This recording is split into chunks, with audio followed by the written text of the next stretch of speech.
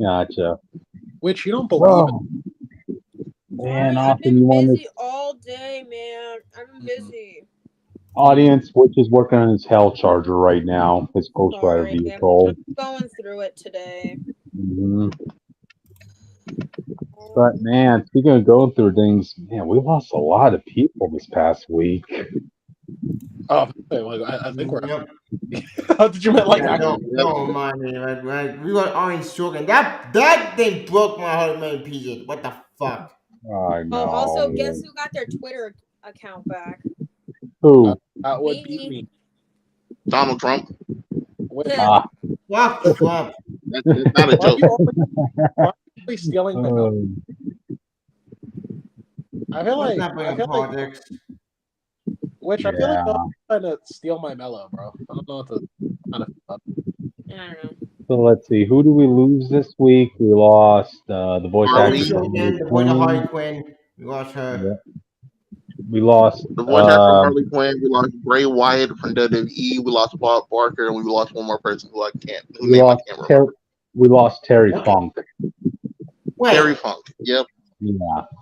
Oh, I know who that is. He's a bro, do you want wrestler. a Yeah, it's chibi? an old classic wrestler. Yeah. Hey, bro, do you want a chibi later? Not for this week, but for like next week? He's talking to you, Tevia. Yeah, sure. Yeah, you gotta hit me up with what you want specifically so I can draw it for you. Yeah. What I want specifically, Well, I think I'm Well, just going text to- it to me. Just text it to me on Discord. Yeah. Okay. We'll talk about. Well, you guys will talk about that in private. I have to know. Are you in a bathroom right now? What's going on with your mic, bro? Your echo is crazy. Shit. Error cancellation. Sugar honey iced tea. I'll What are we? post the art later. It's not my top priority right now, posting the art. Spider Boy. Mortal Kombat. Mortal Kombat. Liu Kang's a dick. That's all I'll put in the title. What do you think?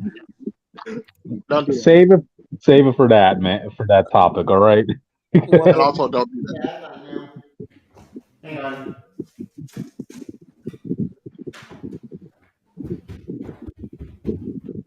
I think that's everything. I said no. Oh yeah. I'm gonna mention that other Power Rangers thing when we get to the Power Rangers topic as well. Yeah. Awesome. Austin, wasn't there something else you wanted to mention before we started the live show? God.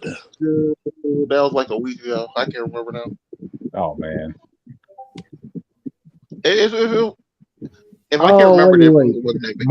Marvel Snap, that video game. Oh no, yeah, I wanted to talk about the animation, but no one else saw it, so I just talked about Oh, I saw it. I saw yeah, it. I was like, bro, they keep giving like this game, like the greatest animation I've seen in a long time. But Disney refused to do anything with their Marvel shows. It's Don't crazy. get me started, man. Hey, Comic-Con's here. I still need to hear you guys join the podcast. Which you really capture the anger of the wall in your art. I know. I am very upset today. You really capture like the essence of anger that is the wall of Austin. Yeah, I'm very frustrated with today.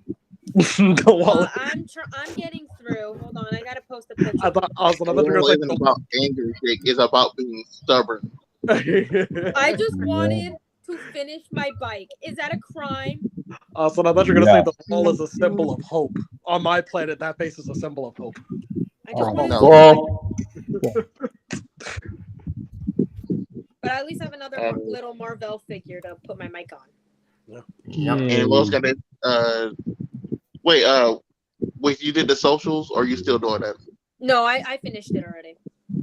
Okay. Then Kirby, you wanna start, or anyone else something they want to mention before we get started? Well, it said that we're trying live, so okay. The One Piece, the name of the treasure. I don't watch One Piece. Me All either. right. Okay, guys, let's It's start okay us to be off. like. Yeah. Okay, let's start this off. Welcome to Comic Fanatic 2.0. You're here with me, Cryptid Zeker 415, ready to talk to you guys about our friendly spider neighborhood spider team. You messed it up. You messed it up. You messed it up. It's Spider-Man. He's always messing up, so it fits. Jake, go. Just go, Jake. Yeah. So this is me, Jake Talonal, Pirate of the Seas. That's my god. I just kind of made that up on the spot. Somebody else. Don't let him fool you. He's not a pirate. He doesn't watch the show. Anyway, Ace Comics Austin.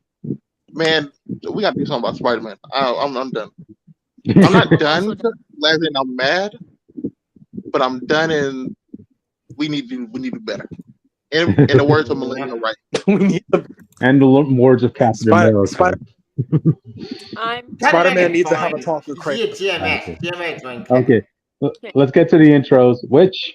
I'm Richter, also known as the Witch of Jotunheim, pronouns they, he, and I have finally completed Alpha Flight Volume 4! Woo! Yay, cheers.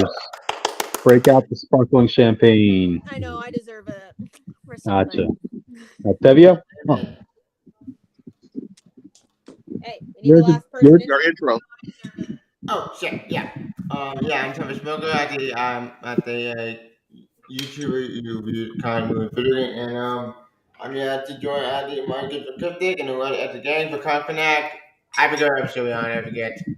But let's see. I'm ready for tonight. Let's go. Alrighty then. Also, let's kick this. Oh, go ahead, Jake. The person with face cam, and we will not change that. So we are not doing face cam. Yeah, we're not. Damn. Yeah. We all have our secret we don't identities. usually do face cams on the main podcast. Oops, my bad. Don't worry about it. Mm-hmm. It's not a problem. You can still do it if you want Yeah, to. it's because of how we normally do our videos, which were edited. You know. Yeah, I get it. I understand. Gotcha. But anyway, let's get to it, guys. Let's start us off with what we were supposed to talk about last week, and that's Spider-Man issue number 11, which is the origin of Spider-Boy. What's your Marvel's favorite boy? I am very concerned. This must stop. This cannot. Oh man. Okay, how does this issue start I off? do this. I didn't realize I cut him off last week before we could do it because we were trying to meet the time limit. No, we didn't. No, we didn't cut. You guys didn't cut me off. Is that the power to my iPad literally turned off right as Austin cut me off? I was like, yeah, damn. you couldn't freaking close the stream because your iPad died because you don't know how to charge it. Okay, now it's fully charged, so you won't have that problem today. But anyway, that's why we're starting off with Spider-Boy's comic. Yeah, this is finally the confrontation between Spider-Man and Spider-Boy. I know a lot of you guys were waiting to see Spider-Man crack out the web belt, but that didn't happen. He just webs. He just webs Spider-Boy up in the wall upside down, and Peter just wants to ask him questions like what's his origin, what's he about, and he tells it like it is. Like his DNA got spliced with a spider. Peter found him, and you see Peter actually bringing him to Daredevil, right? Now, when Bailey got his powers, like he was bald, and he actually has spider like the same amount of eyes as a spider. So yeah, so if you look at the photo of his costume, you get what the eye placement is, his eyes is on his forehead. Yep. This is very weird for him because like he's seeing like the way a spider would see, like 8 different, like the same image but 8 different spots, So this is why Peter has to bring him to Daredevil, who knows a thing or two about controlling the senses, right? So rather than Spider-Man being the one to train Spider-Boy, it's actually Daredevil.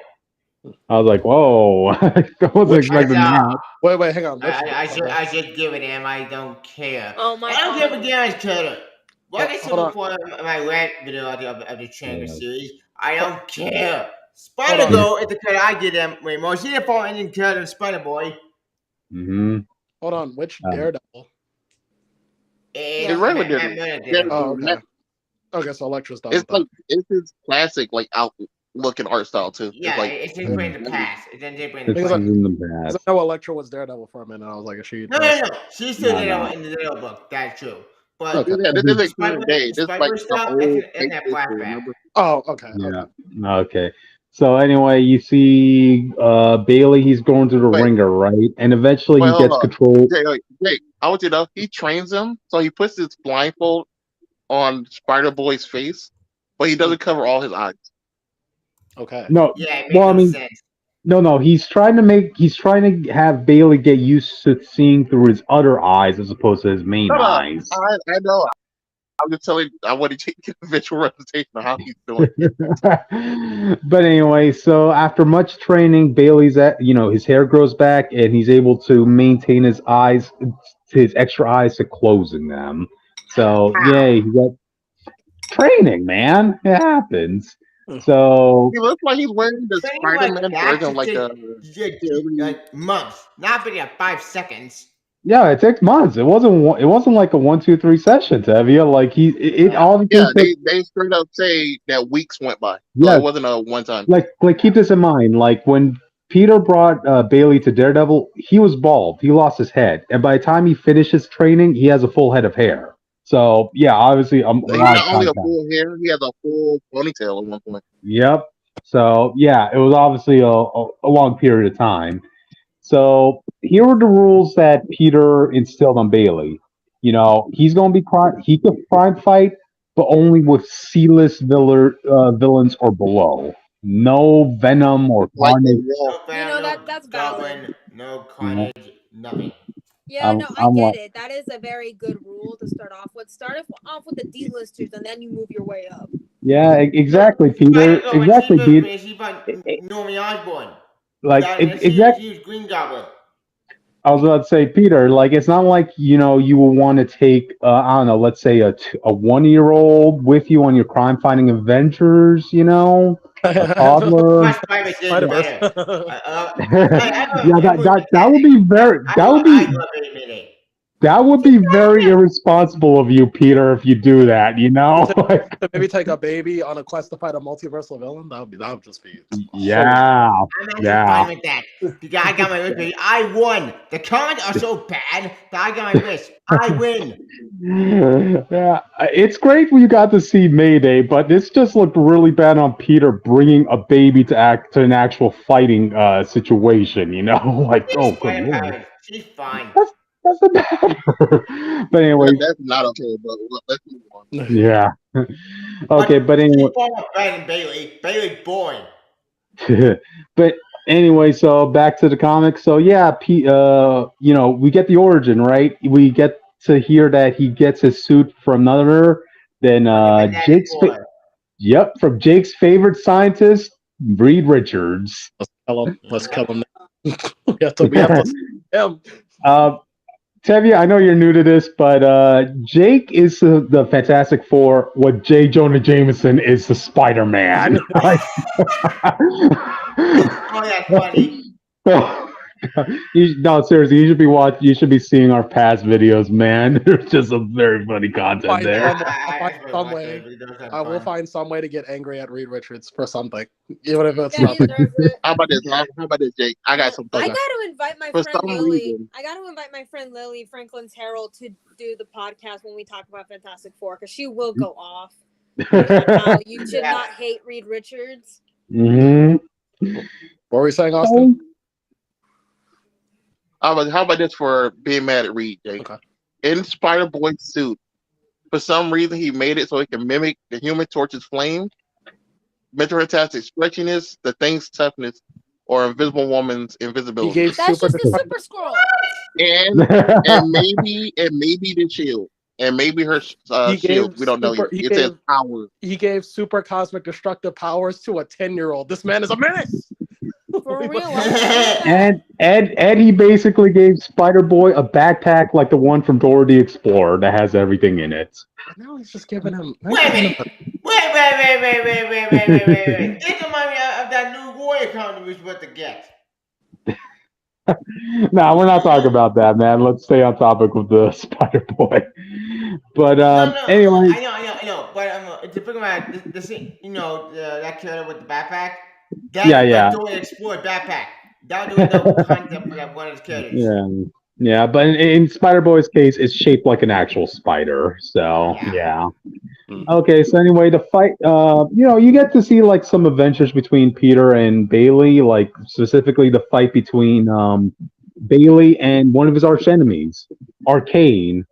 And this is interesting because Bailey, Which Arcane, is like the favorite League of person. Legends show? No, No, he meant arcade. arcade. And Like the Oh no, I heard arcade. Arcane. yeah, I A heard the guy Arcane. who owns the guy who owns Murder World. Yeah, because Yeah. apparently, Okay, I don't know. apparently Bailey has been so active in New York stopping bad guys that an actual villain placed a bounty on Spider Boy's head.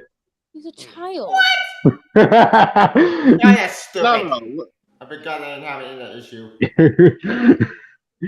No. We got that from the last issue. It's the woman who thinks she made him. Yeah, Or that was No, false. that is issue 31. That 31 who did that bullshit. Okay. But anyway, while Peter's trying to contemplate all this, like wondering if he could really trust Bailey, that's when Bailey actually breaks free from the webbing, right? And he actually sneaks up behind Peter and tackles him down. And Peter's like, Bullshit. "Wait, how did you do that? Like, my spider sense would have kicked off." And Bailey explains, "Yeah, your spider sense doesn't actually activate with me." So, Oh, how wow. convenient. It's almost That's like he doesn't see convenient. the child as a Yeah. danger. Yep, It's almost like he doesn't see the child as a danger. But that could be a given and not probably. a And he also goes. Because he believes Bailey exists all the time. This Bailey, he's the chosen one. Bullshit. He's just trying to. Peter's just trying to be a reasonable adult right here, trying to understand the situation with Bailey because this is very new to him. And he continues asking him more questions like, "Why doesn't Bailey use web shooters?" Good question. Bailey actually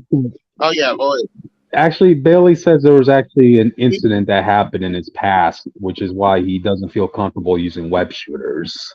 What is it? Also, he didn't break out of the web. He apparently had old web fluid that Peter gave. Yep, When? When did that happen? in Bailey's past. Off screen in his picture. Yep. Oh, so how convenient. This Yep. past is very manufactured and very.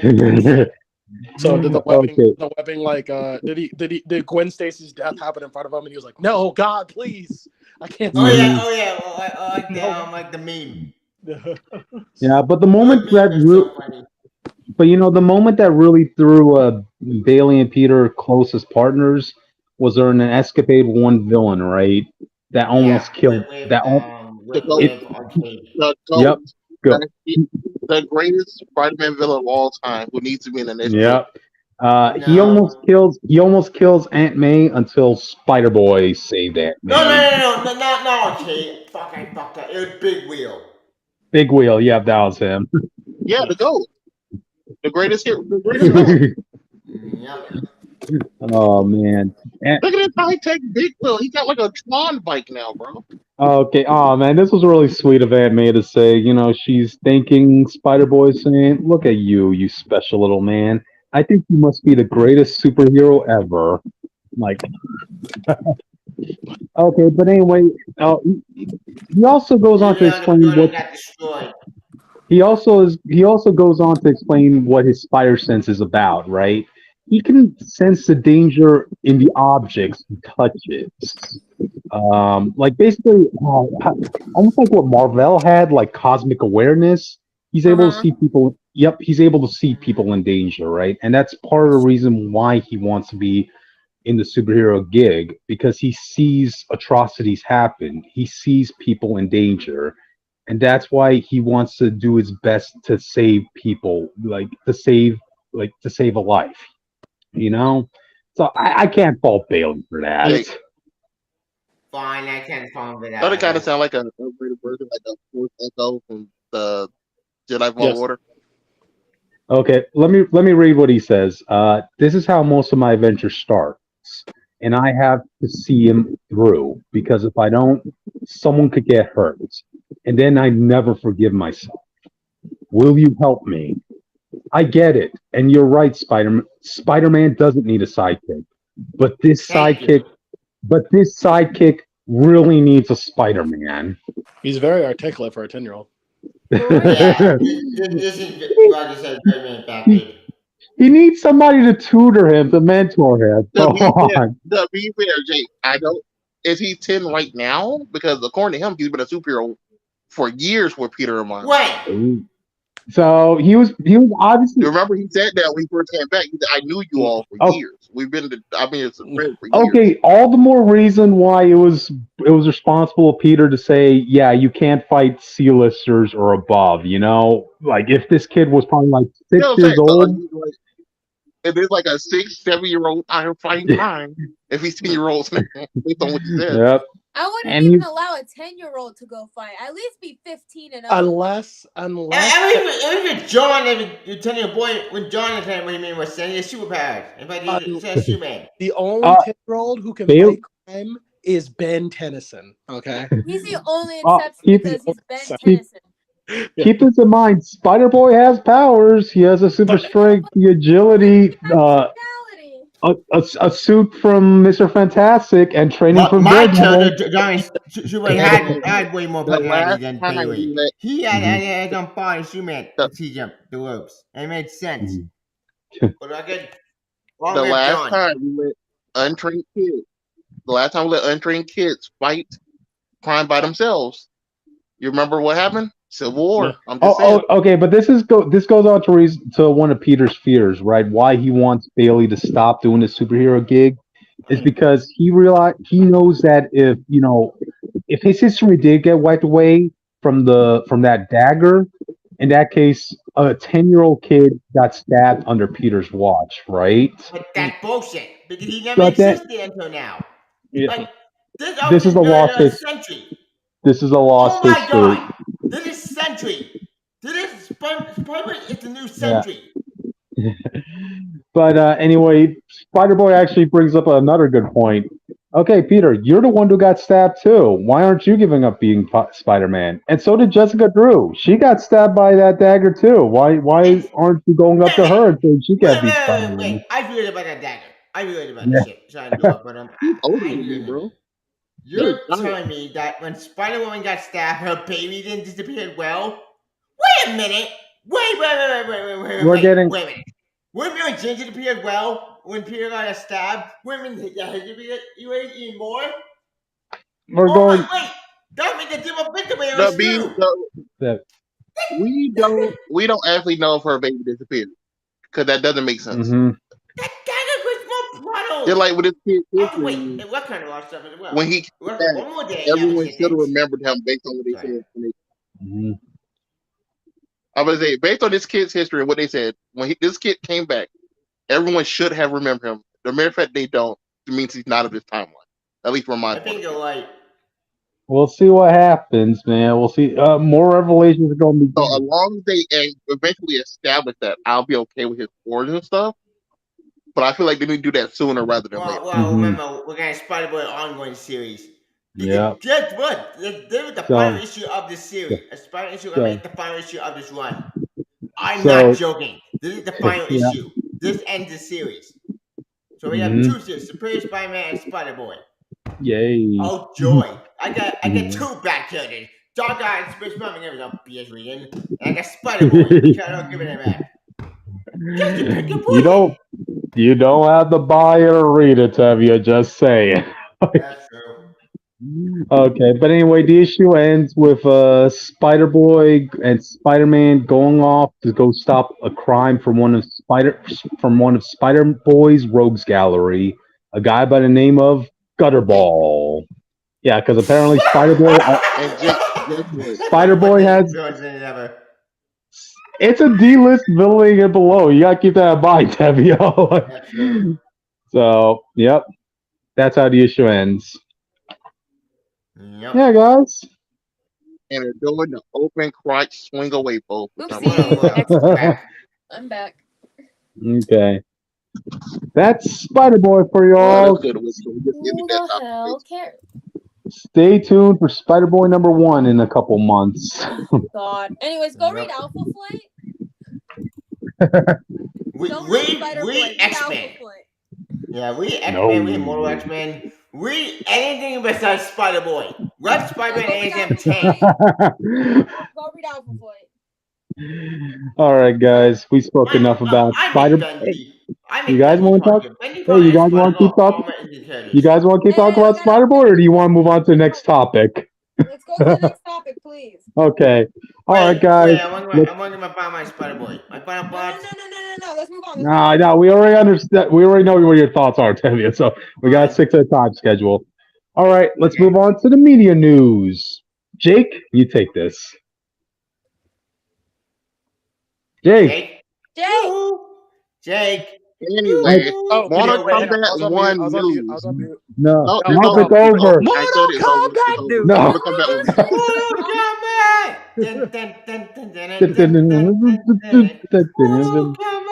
No, there you go. Okay. We need more common music. Anyway, so when you mean Mortal Kombat 1 news, are you talking about the leak? He's talking about everything. So the 7-minute gameplay, John Cena being confirmed to be Peacemaker, and like all the little news. There was just a lot of MK1 news this week, so I figured, just say MK1 news. All I want to talk about, and spoilers for people who don't want to go in cold, but they released the first chapter. First 17 minutes. Liu Kang is an asshole. Okay, I'm just gonna say it. Why? You saw what he did to Shang Tsung? What he did to my boy? I was an asshole. Fuck Shang Tsung. He's a jerk. He hit him. No. He didn't do that. He didn't do that to Sindel. He didn't do that to Shao Kahn. Everybody got a good life, but Shang Tsung gets to be like a worthless piece of shit. He took his magic and then cursed him till all his endeavors failed. And Kronika even tells him, like, hey, by the way, you are actually actively being fucked with. This is not how your life is. He's been waiting on you to be born to do this. So you know, Liu Kang was in the back waiting for these sperm cells to make babies so Katana could be born and Shang Tsung could be born. He was there. Shang Tsung is an asshole. Like, many of Shang Tsung, Mortal Kombat 11, killed a lot of people, and like this guy also pretty killed Liu Kang in the previous timeline. Also, many of Shang Tsung also killed, and even that the plan was to kill Kronika. That was the end game, and Liu Kang knew Shang Tsung not be trusted, with a lot of reasons. So he let him win, and then he beat Shang Tsung and killed him. Literally, Sindel and Shao Kahn in Mortal Kombat 11. He's not. Yeah, he's not an asshole for doing this to Shang Tsung. It's just he only does it to Shang Sindel and Shao Kahn made 3 of Liu Kang's friends into sex slaves. But they get to live happy lives. Sindel killed everybody. In Mortal Kombat 9, she was brainwashed by Shang Tsung. Not in 11. Not in 11. That's not right. No. Wait, fuck. I fucked up. That's Shang Tsung. Right? That's Quan Chi who did that. In the original. But Shao Kahn did it too. Shao Kahn and Quan Chi did it. Look. If that make you feel better, she was brainwashed there. She still would have made that choice because she's the same character in 11 that decided. And she definitely retcon that story. They did retcon it, but it's true. It's retcon, but it's true. It's what bad retcon. Retcon experiment. I like the story, but I don't like the retcon. Like the retcon doesn't make any sense, but I do like the actual story beat of it. But the point is, Shao Kahn gets to be a war general hero. Sindel gets to be a thriving queen, but Shang Tsung has to be like some broke dirt trotting shyster. I'm like, what happened here? He even helps the minor villain. Like Melina gets to finally be the sister and supposed to be the queen until Kronika messes with her.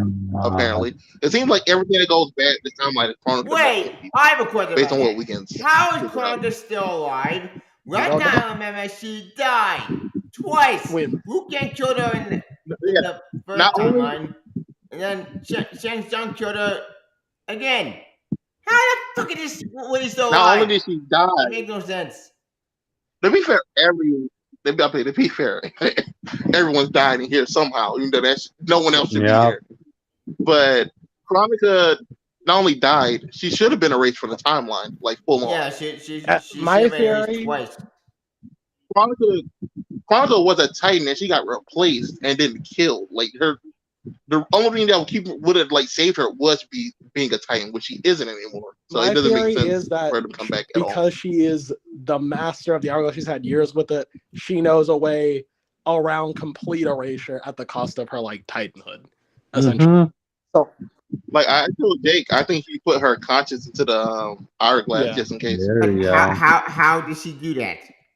These are pure speculation. Oh, look, bro, they got mystical powers. You put an arm on. I don't know. That's how the game. That's for the game to tell you. I'm just like, this is the theory. Of course, I feel like the game's gonna have to answer that question. So I really don't have. Still holding for Onaga. Onaga must be the big bad. I don't want Chronica.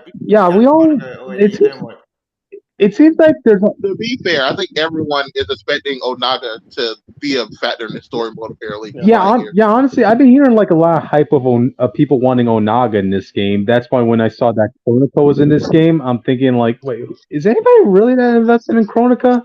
To be honest, not really. No. I think Chronica is going to be like the background mastermind, and then I think she's going to be killed by Onaga and Shang Tsung. I think they're going to do some type of thing. Cool. And Onaga's going to end up being the main. Maybe she's like Thanos, and we have to will our way to fuck her up. Yeah. She's still building up her faction. She's like, Shang Tsung, I need you to become the guy you become to mess this stuff up. Like, she's still planning stuff. I can see her releasing Onaga. I think it's better this way too, because it's like Liu Kang needs somebody who he can't predict. I guess this Liu Kang doesn't know anything about Onaga. I guess that's fair. But you know, we have Shingo at a cameo kiddo. But wait, is that?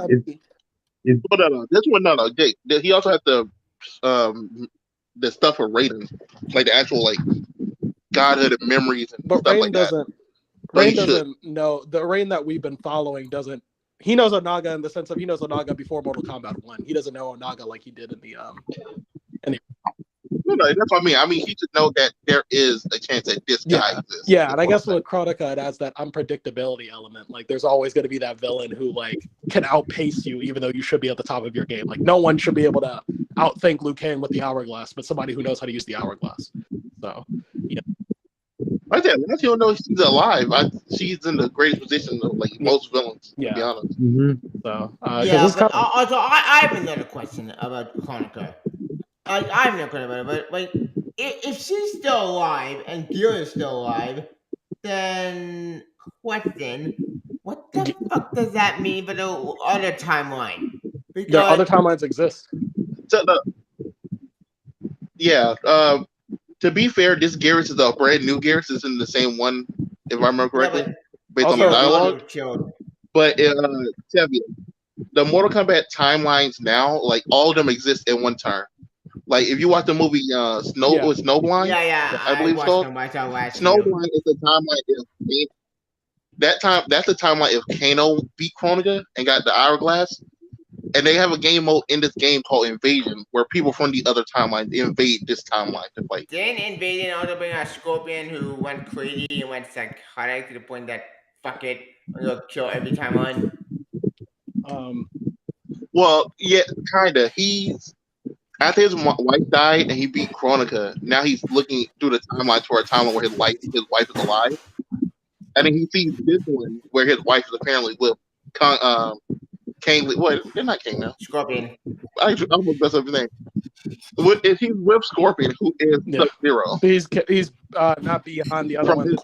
That's one.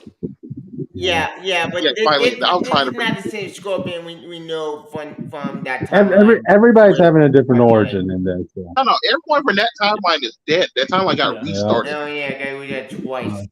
The only person that somehow survived is Chronica. This Garrus is a whole new thing that he just brought back because Garrus is creation by Chronica. He wasn't a person.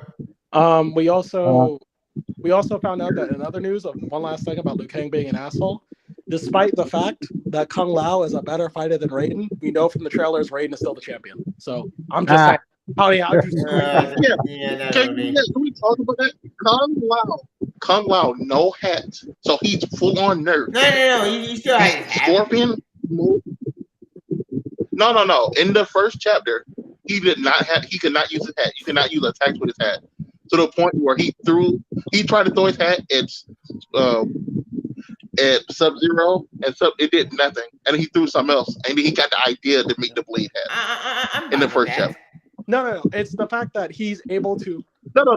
I'm not. It's not a bad thing. I'm just saying it just shows that he's so strong without his hat on that I'm gonna feel some type of way when he gets his hat and start losing fights because he started off this game way too strong. He started off this game strong, and we know that Raiden is the actual champion of Liu Kang. And I'm like, Liu Kang, look, you know how much Kung Lao wanted that position. I don't know why you keep calling about it. You have been his friend for years. Why would you do this to him again? Yeah, he's stronger than Raiden, and he has that. And then he gets stronger with the hat on. I feel like he's gonna be used to show the threat level. And be like, oh no, only Raiden can win because he has the God lightning or just lightning. I hope Kung Lao did not get killed again. Bro, if they break his neck again, I'm done. But my favorite character in Mortal Kombat Sub-Zero, Kuai Liang. He's my favorite character. I don't want him to die. But Crypto, is there anything you want to do something? Speaking of time at the beginning, where's Hanzo Asasi? Where's Hanzo and the Scorpion? We have to wait for them to be revealed. Yeah, I would say if you go by the dialogue, it seems like other people are still around. Like Kung Jin. Kung Jin is mentioned by name by Kung Lao to be his cousin in his timeline. It's his nephew. The Shira right here. So he exists. He just isn't a fighter. The Shira right now don't exist yet, and they will be forming. Yeah. So it's very possible that Hanzo is just literally younger or just a guy, and then later he's still going to become. Maybe Liu Kang was like, "Hey, Johnny Cage makes no sense. I don't know why Johnny Cage. No, not Johnny. I said Cassie. Okay. I wish Cassie. Johnny Cage's daughter. Cassie's the direct child of Johnny, so I don't think she. No, she wouldn't exist at all. I would like for them to. Fuck! I like Cassie Cage. What the hell? But this is a new origin. No, that's the reason that Takeda is DLC and not a character as well. Yeah. God damn it! So they could have just had Takeda be a part of the crew with all the rest of the people, but they made a DLC of the last game. But Crypto, was there anything you wanted to talk about in the Mortal Kombat news section? I kind of like what they did with General Shao. Honestly, like I know it's going to get a little bit hard to get used to seeing him with an axe instead of a hammer, but I like to think of it as this is everybody knows Thor for being as iconic with his hammer, right? But he carried an axe with him during his younger days, so I would like to see that with General Shao. Yeah, I also like how in the trailer. I want to ask you something about that trailer as well. What? In that trailer, they talk about how Liu Kang, for some reason, started the Mortal Kombat tournament. Why would he do that? Yeah, so that's what he did with the. So the more context I got from all the leaks is that's what he did with the Great Kung Lao. So that cutscene wasn't a throwaway. He actually started that tournament with the Great Kung Lao. I'm assuming What would his purpose be, in your opinion? Because the original purpose. I'm assuming it was his way of bonding the different realms together. It was like we can bond ourselves through combat because, Earthrealm's already the weakest, basically. So maybe if we have the strongest fighter, we can use that to show that we have strong fight. Like it was like a common ground of fighting, basically. I'm assuming. Mortal Kombat is a fight to the death. I don't think going out and murdering your people. It's going to help. I think the Outworld would only agree if it was a fight to the death. I don't think Outworld would be any other way. I think Outworld would be like, yeah. No. I think I agree. They agree to the tournament, but I don't think murdering their champions is like no way to their heart. That's all I'm saying. I don't know because apparently I haven't been able to actually dig into this information. So take this with a grain of salt. From my understanding, the realms as they were before don't exist. Well, remember because the Unimate got rebooted into Chronica and you can reboot the timeline. So there are no realms and there is no threat of the one being yet. So it seems like everything's just kind of. Wait. So what are you saying? If there's no realms, it's just one planet. That's what I haven't been able to look into this. I only saw a couple of people talking about this, but apparently some people were saying that maybe the one being can be the villain because the realms don't seem to exist as they were before. So maybe it is one planet. I'm not sure. So, Gotcha. Yeah. Was there anything else we didn't touch upon? Let's talk about Peacemaker, because I just realized with them confirming that John Cena's doing the voice, that means they're going to do the friendship, and the friendship is going to be him making the people dance to opening. Oh yeah! Do you really want to? Do you really want to taste it? Ding, Kill me. See Kill me Shao now, Kahn guys. in that Audience, please opening kill me now. for that show. I forgot. That's a good song. I forgot, audience, which is allergic to peace. No, I'm allergic to you being annoying. Alrighty. But yeah, it should have been no brainer that John Cena was coming back for this. I mean, come on, they could get Sylvester Stallone to voice Rambo. They could get John Cena back. Well, it's not just that. We also got J.K. Simmons at Omni-Man. Yep, that's also true. Yeah.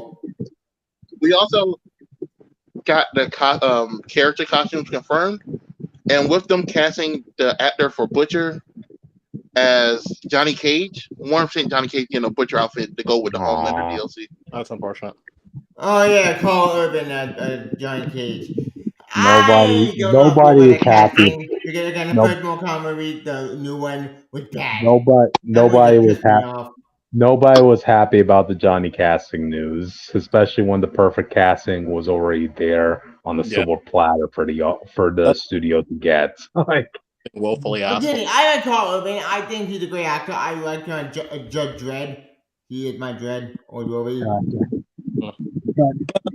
He's a great actor, but if you're doing a young Sonya, people want a younger, annoying Johnny. But you're doing a very older Johnny.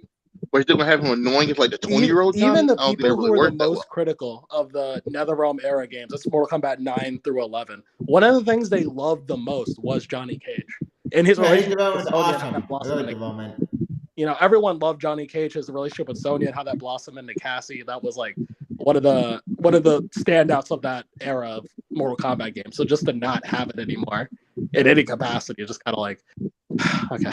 So all of them throw it away. It's a real Spider-Man love. Yeah. Gotcha. All right, guys. So, any more thoughts on this news? No. Nope. That's fine. All right. Gotcha. Which is dramatized, but we'll let it slide. All right. Well, let's stick to the schedule, guys. With that, let's do. I'll go next. Yeah, we'll try to speed it up. I'll go next. Power Rangers Cosmic Fury to return Billy. Why? I was surprised by that, but I guess they're going to have him be the mentor figure in this Power Rangers. I suppose so. Wait. I'm confused. Because, again, I don't read Power Rangers comics that you still, so I'm lost. It's not. No. Cosmic Fury is the. The Cosmic Fury is the second season of the last season. I haven't watched Power Rangers in a long time. Sorry. Basically, ever since Hasbro got the rights to Power Rangers, they've been trying to make a more cohesive universe. Essentially, this kind of it's more. Yeah, it started with Beast Morphers, which is good. That's a really great choreography. Last time I remember. Yeah, I'll tell you this. Since they took over, the fighting has been improved dramatically. The Power Rangers just straight up jumping people. It is the funniest thing of all time. So I didn't really like Dino Fury. It was kind of like the acting was kind of boring. I was like, you guys don't have that energy. But Dino Fury I think was good. For all I remember, Dino Fury was a good show. Mm-hmm. No, what were we saying, Austin? Wait. Was it Dino Fury or was it Dino Charge? Dino Charge is probably the Dino Charge. Dino Fury is the one that literally just came out, like 2 years Dino ago. Charge. 2 or 3 that years one. I don't. Dino Charge was great. Dino Fury You guys, Jake, we watched it multiple times, and I kept forgetting what the name was, and we just. You would forget that he would even watch the episode. Like he was like, I don't remember watching this. What are you talking about? So we watched this a week ago. Like I said before, I haven't watched Power Rangers on this stuff don't need to be. Yeah. And with with Paladin and Dave Frank. But Cosmic Fury is supposed to be the second season. It seems like this is their Hail Mary because it's like, from my understanding, no Sentai footage is being used. I'm feeling my inner Philly. No, I feel like my inner Philly in here is telling me something Sentai was used. I forgot what he said, but there's I think there's something with the morphers, but everything else. I mean, something with the giant robots. But that's about it. One of them. But yeah, but basically now Billy's in the show. I'm gonna be honest with you. While I like the tighter continuity idea, I kind of don't like it this way. I just wanted them to start running. I don't like Billy coming back immediately after the special we just had. I love that special. As a Rangers fan, all I really wanted them to do was just acknowledge the Rangers all exist in the same area for more than an episode. Like, it makes no sense to me why Lightspeed Rescue is both of the Rangers are at them at the same time. They just don't like talk Lightspeed Rescue is just all the way over there. Nobody talks about Lightspeed Rescue. Some people don't even it's like they've seen the Power Rangers for the first time. But others are like, oh, the Power Rangers. I'm like, I would just like to know how this all. This should be worldwide news. Right. So, I just that was all I wanted. I kind of didn't really want like villains from other shows appearing in newer shows. That just seems kind of like, for more than like a special. That just kind of seems. So you know, I also want better theme songs again. Can we get better theme songs? What I really want is for Trini's daughter. What's her name? Min. I wanted to be in her own Power Rangers scene. I mean, it was nice seeing her, take the morpher along with the other original Power Rangers, but a lot of them are old, and she was the young block in there. I feel like she needs to have her own team, her own legacy. Yeah, then they have That's why I kept saying they should have put in the other people's kids as well. Because you had JJ, who they almost mentioned him. They say the lady has a kid already, so JJ's active at this time. You got one of the other ones got a kid that's active Power Ranger in the comics. Yeah, and we're getting so close to SPD, like in real life. I would just like for them to start setting the groundwork. Yeah, they're definitely doing the reunions. So, I mean, because SPD again is my favorite season. It also it's happening in real life. This is a rare time in superhero shows like this where futuristic teams actually get to appear in modern day for the first time. That was the type of continuity I wanted from the show, not what they're doing here. I really don't care if Billy comes back or not. It's just again, I don't feel understand what Power doing and what Power with the special. The special mentality, I love that special the meeting.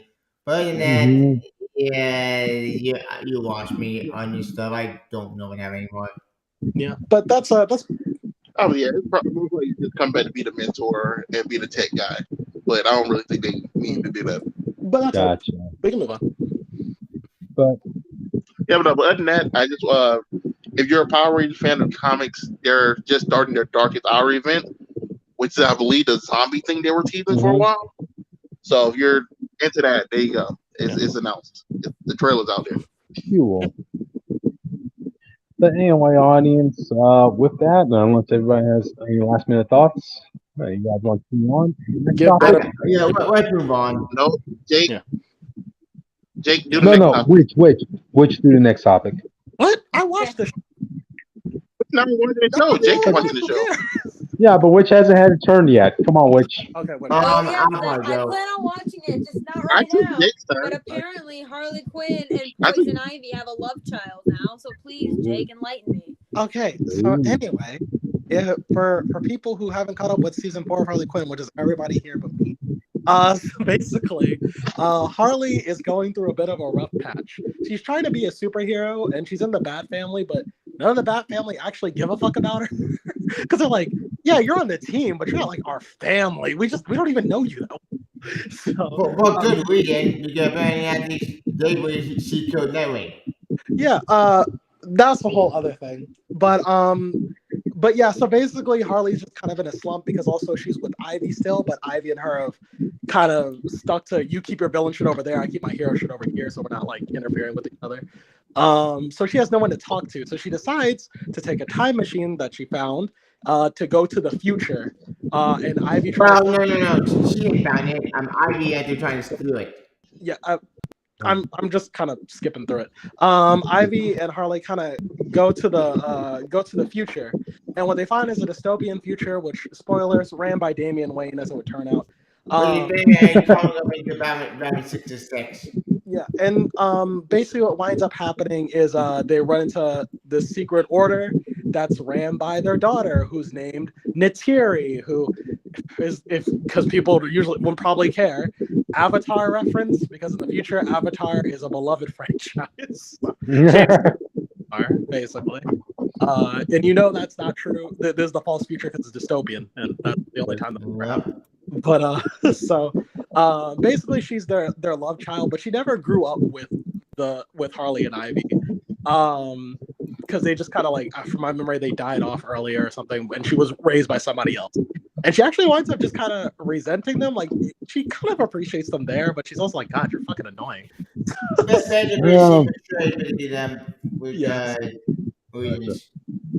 Yeah, so she tries to sell out her mother's to Damian Wayne so she could just get some trivial shit, and that's basically all it was. So I have a question about this. Yeah. How the fuck did Ivy and Quinn even have a kid? Plant chemicals. Comics, bro. Deadpool and Spider-Man got a kid. It doesn't really matter. It's comics. Anything can happen. Let's see. Keep in mind, like, this is Harley Quinn we're talking about. It's already going to be an insane world as it is with Harley Quinn, so it should be easy to believe that he and Ivy were able to get a child together. You know, like very. In Justice comic, you know, when Harley had a kid from Joker.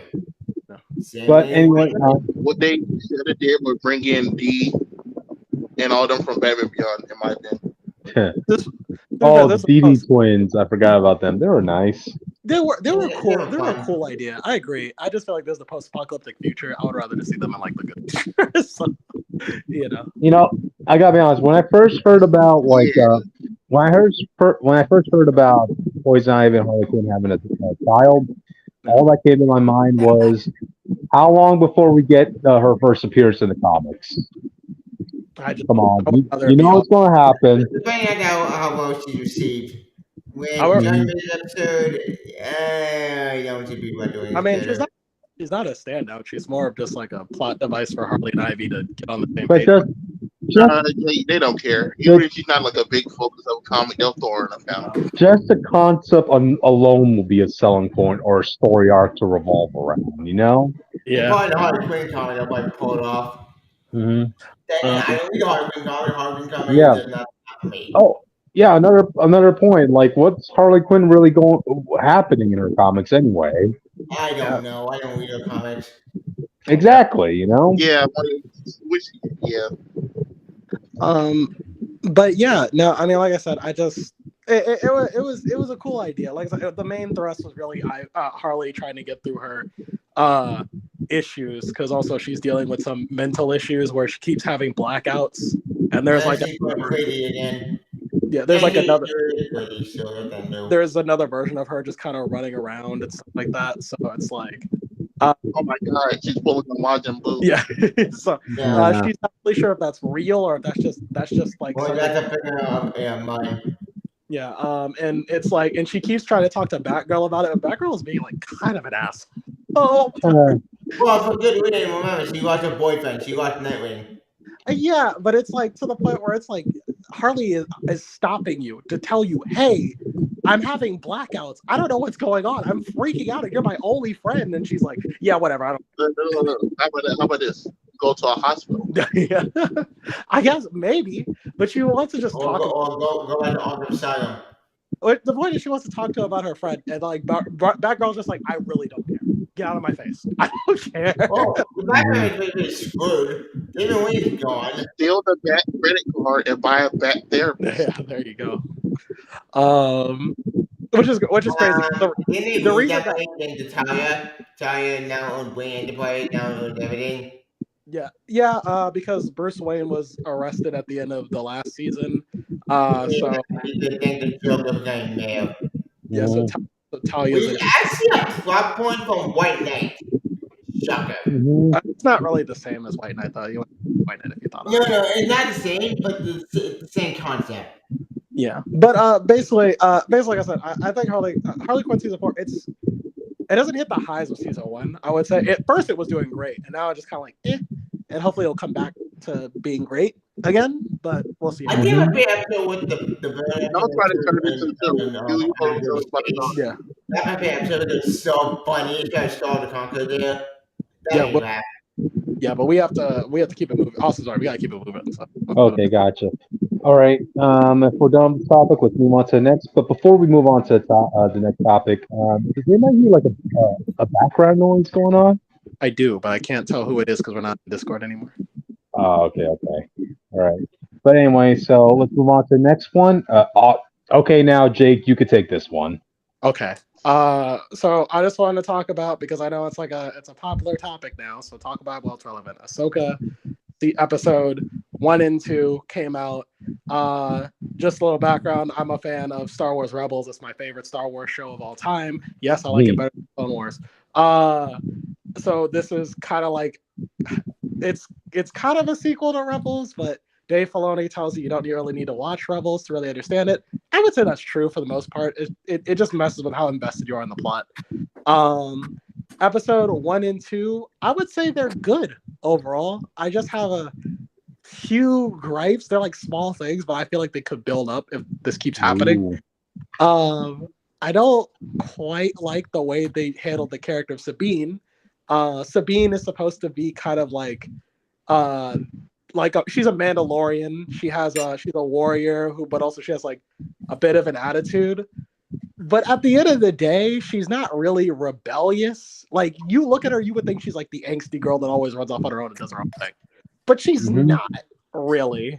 If you ask her to show up somewhere, she'll be like, okay, I'll do it. Like, you know what I mean? Like, that's kind of who she is. She'll just might have an attitude about it. In this show, she's like ducking important responsibilities. And I'm just kind of like, I don't think she would do that.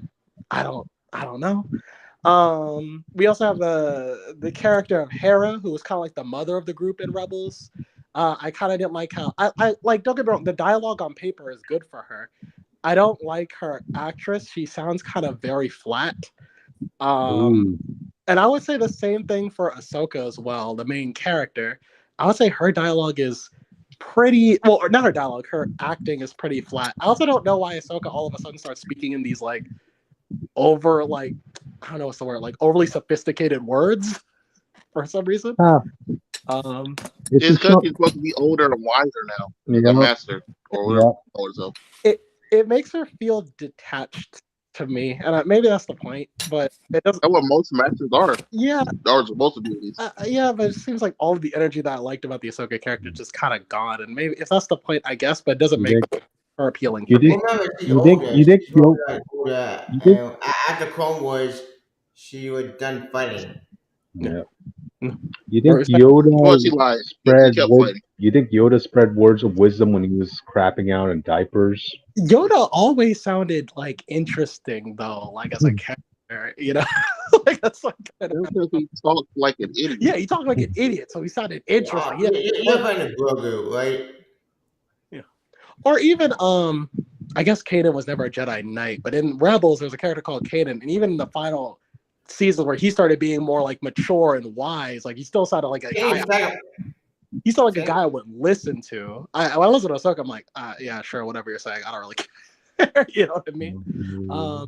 Well, the viewership is lower than the Mandalorian, Obi-Wan, and something else, so people agree with you. And about the actual reviews for the show seem to be positive, but I did get the feeling that not a lot of people were watching it. Remember, Austin and I watched it together, and we watched it like almost. I was there too for a little bit. You weren't really responding, but it's okay. Which was also there. Which other stuff.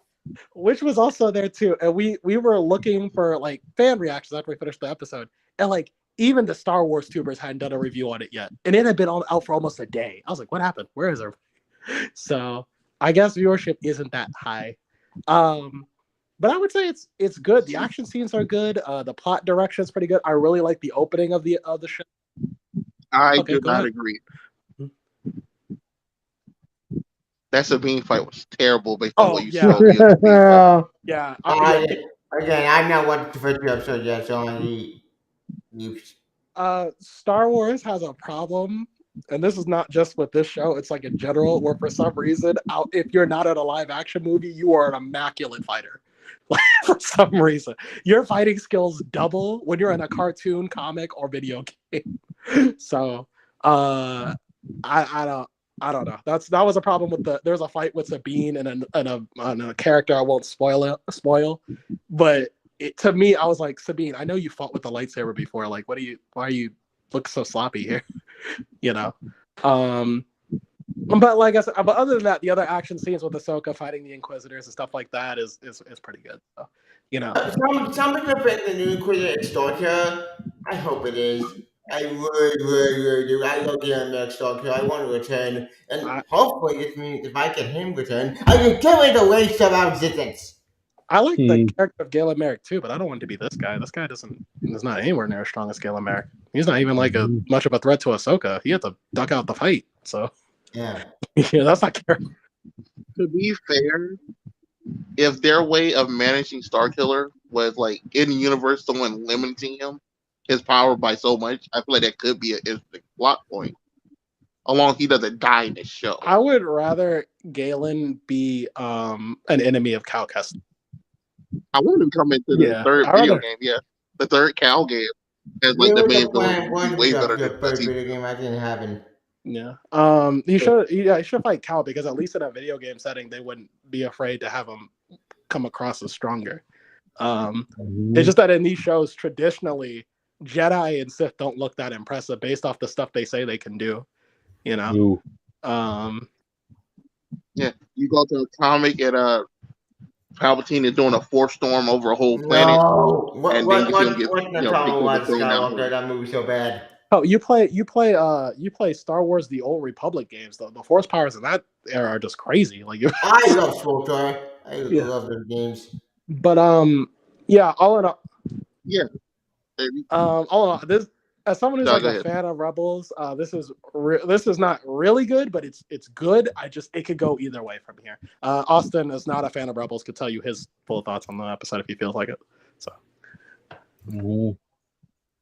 I was not impressed. It was I was just there for the motions by the end of it, to be honest. Like you said, Ahsoka isn't really interesting as an adult. I guess the only way I can really say it. So Sabine was getting on my nerves. Because not only after Jake showed up in the fights, and I was like, oh, so they can't even capture her fighting style fully, or at least they're not trying to yet. But they had her be this rebellious teen girl who she should have got over a long time ago, based on what I saw. And she's also just being kind of creepy. I'm not going to go into that now.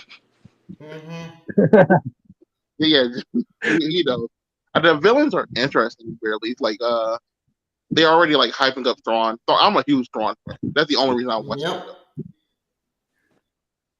But the rest of the Empire seem to have a plan. They seem interesting. Like I like learn their names. I don't know them now. They might make me learn them later. I will say this: the Empire. The guy who I like the most turns out he passed away, so that was kind of lame. That broke my heart. What I love about the Empire in this too is that they are hyped up. They're on their Hail Hydra shit. They're on their Winter Soldier arc, bro. They will turn up anywhere and do anything for the cause, bro. I really like this. Well, remember, it honestly felt like they killed the Doctor, and now the Doctor's a vegetable. What was that, Austin? And Moff Gideon had his clone army. Well, you got a clone army. They got destroyed. Yeah. You were saying something earlier? This honestly felt like this should have been the sequel trilogy. I agree. This should have just started here. Fuck the sequel. The sequel trilogy is no shit. Let that sequel trilogy. Let this be the sequel trilogy. Yeah, but because just think about this. So the sequel trilogy is 30 years later, and now you're telling me that the Empire just never left, and then a dude Empire just showed up like with Kylo, like a year later, and then it's over. Like they played this like ignore that bro. those movies ever happened, and just but they're still relevant to the thing, man. They are still relevant. They're irrelevant. At this point, they're irrelevant. You're At this just point, being a hater, I ignore man. them. You're being a hater. No, like I don't like the sequels. I don't like just not acknowledging they didn't exist though, because obviously they're still going to do stuff with them. So I don't know why. Like, For I'm not, real. Whether I like the sequel or not, it's just weird It's that Empire just never disappears, and then one day the First Order just shows up. Hey, the same people said the same thing about the prequel trilogy, and now look at us. yes. Yeah, that's what they But the prequel trilogy didn't fix that either. The sequel trilogy is so damaging that nobody has to go with that thing. It's fucked. But I guess to really wrap it up, I guess like I said, I feel like Ahsoka. So you've heard Austin as someone who hasn't really watched Rebels. He's just seen like a couple episodes, and me as someone who again adores Rebels. I think all Rebels. Yeah, so the only one. I think everything I see in the show on paper works. Chopper, by the way, still genocidal maniac. I fucking love Chopper. Chopper's in the episode. You can actually understand what he's saying to a degree without any translation. Love that character. But everything else is just kind of like it's there, but it's not like hitting like Rebels did. And I think the characters don't pop like they did in Rebels. And I think that's my biggest problem. So, hopefully it'll get better as the series goes on. We'll see. That's it. Hera's voice is terrible. Yeah. Are they hearing? It's a Captain Marvel thing for a bit, where it's like you see these characters, you listen to them like in like video games and cartoons, they have just such a strong female voice. And then you go to live action, they speak like super light. It's like, what is this? Yeah, it's not easy trying to animate live action. It's not that easy. Yeah, but yeah, I think it sounds like it's hard to make your voice sound harder. Move on. That's it.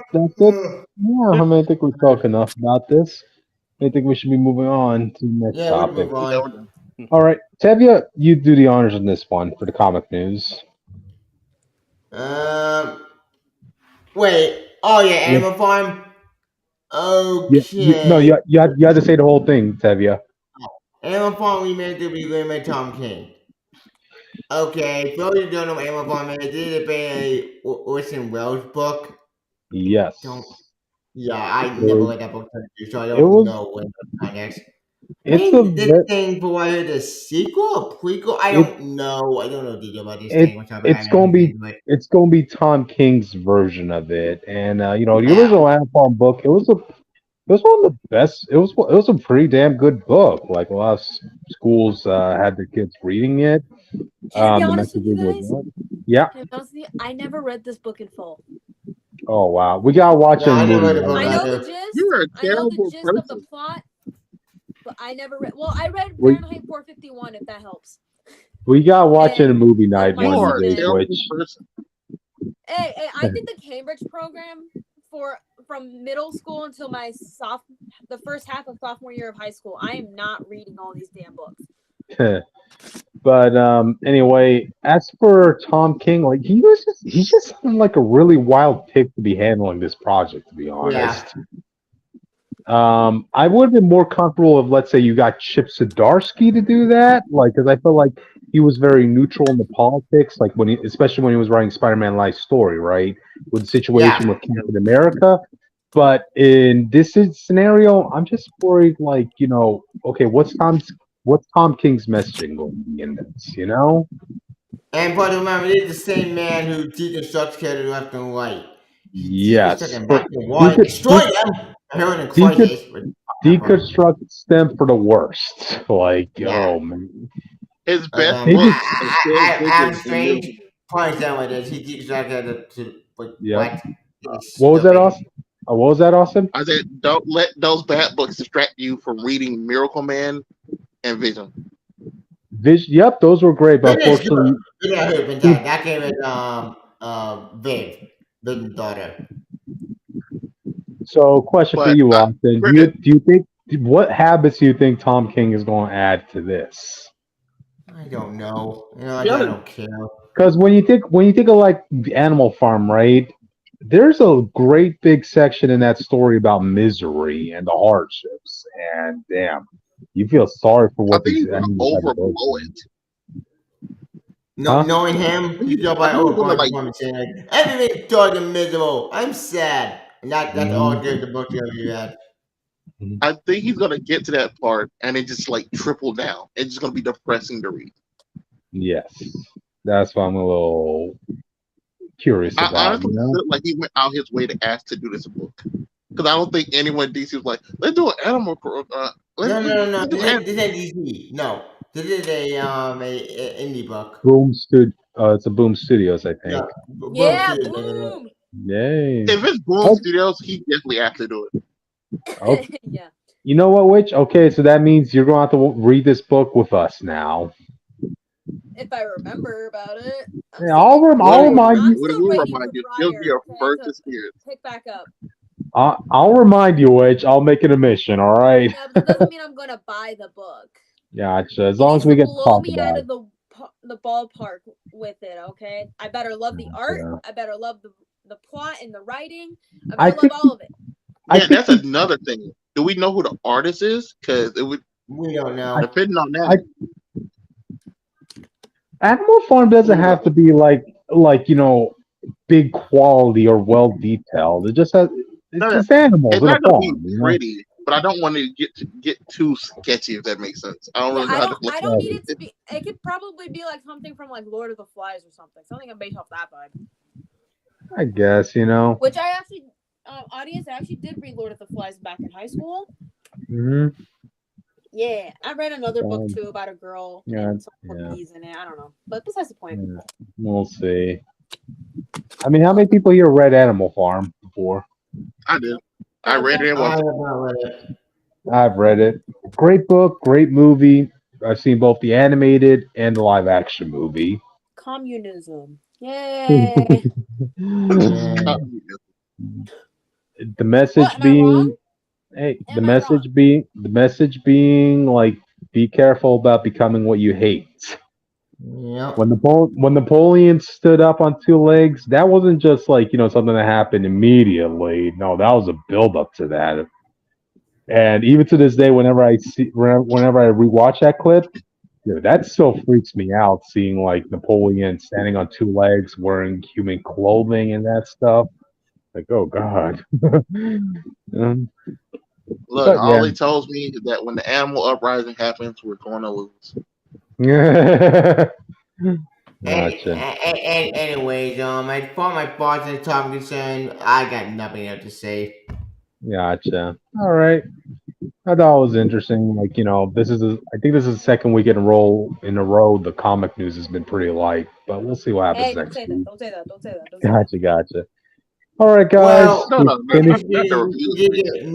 did get news on the DC training being a failure. Well, the new website Well, training being a failure. well, That was what, Tevi, we normally try sticking to the topics we had right. previously posted.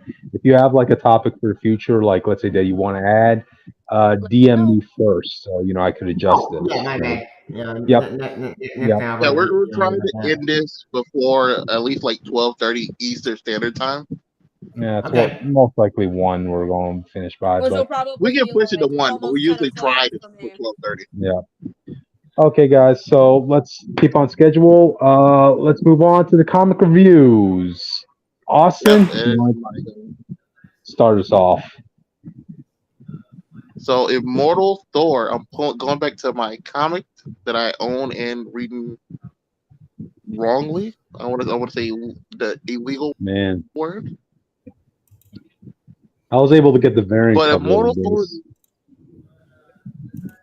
dude, I was trying to find it and I couldn't find it.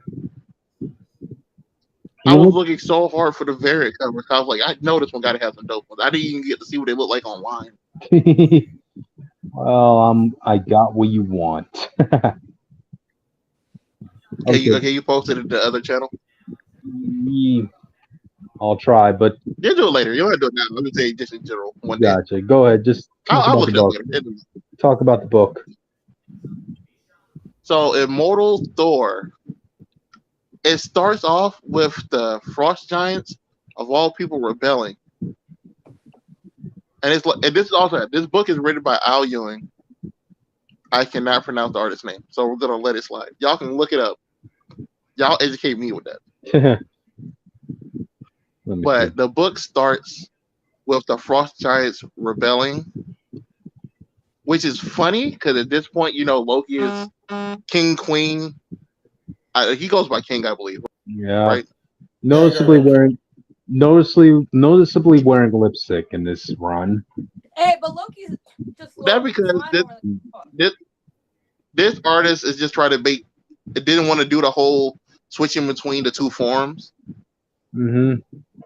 So they're just doing like one, but depending on what the panel looks like, that's what Loki is. I remember me and Austin previously had discussed. Man, it's been a long time since Loki's been a villain, just a full-on villain. Like, you guys notice that? He's still the guy of storytelling right now. Even this book, I guarantee you. I mean, even in this book, even though Loki's acting shady, we'll get into later. How much you want to be like? I'm doing it for the best of Asgard. You're being predictable now, Loki. Mm-hmm. Loki's been predictable since they turned him into an anti-hero. Yeah. That was a bad idea. It's the problems villains have all the time. When they become popular, the studios are like, we gotta turn them into anti-heroes. Why? Why did they kill him off? He Yeah. died in Endgame. Not Endgame, in Infinity War. You should have made dead. Yeah. But anyway, continue on, Austin. This book starts with a man in a chair in complete darkness, simply saying the wheels turn. Mm-hmm. And this dude's wild. Like he got you see them like what people think God looks like. He looks like that, but all black. I wanted to say but like the color black, not the skin black. Yeah, I wanted to say that too because the art in this book, like the way they drew him, I swear he looks like a freaking God of War type villain. Like he reminds me of Tyr from God of War 4. It feels like more chaotic. Which is what you wait. That means God of War 5. You mean Ragnarok? Yeah, I meant Ragnarok. Yeah. Yep. Yeah. Which is what you want when you want to introduce a god. You want to feel like this is bigger than life. This is beyond your own being. Okay, can I give you guys a quick crash course on a little bit of Norse mythology before we move on? Sure thing. So technically, the Norse gods aren't technically immortal. They need to eat they need to consume the golden apples or golden fruit. Sources vary, but we're gonna say apples for the sake of this. Need to eat the golden apples of Idun, who is the goddess of youth, so that they can stay young and immortal for the longest time. So just thought I'd let you guys know that now. Take that as you will.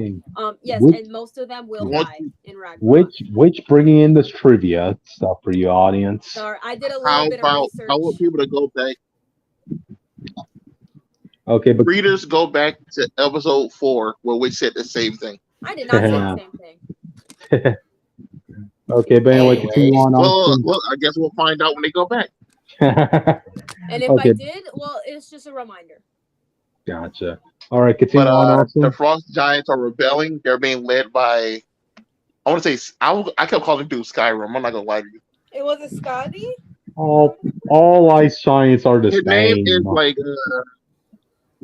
I was calling him Skyrim the whole time. It's Skry. It's Skymir mainly, or Skymir. We're gonna go with Skymir. That would Skymir be cool to is a see magician. the goddess Skadi in the comics. That'll be cool. She's really cool. Skymir. Okay, so Skymir is here. He's attacking the Asgardians. He's turned most of the area that they in into a desert of snow and ice. The Warriors 3 are here. They're debating on how they should handle it. They asked Hilgard, I believe. She's the old Valkyrie of Odin's. She's the blonde one. Yeah. Not the blonde one that you know. This one's most people know. This one's a husky Valkyrie, which hey, there's some depictions of that. There are some depictions of that, so it could be it's accurate, to be fair, like Volstagg is here, bro. Okay, like if he can be that size, other people that size. They don't matter. One Volstagg the war for. At one point, yeah.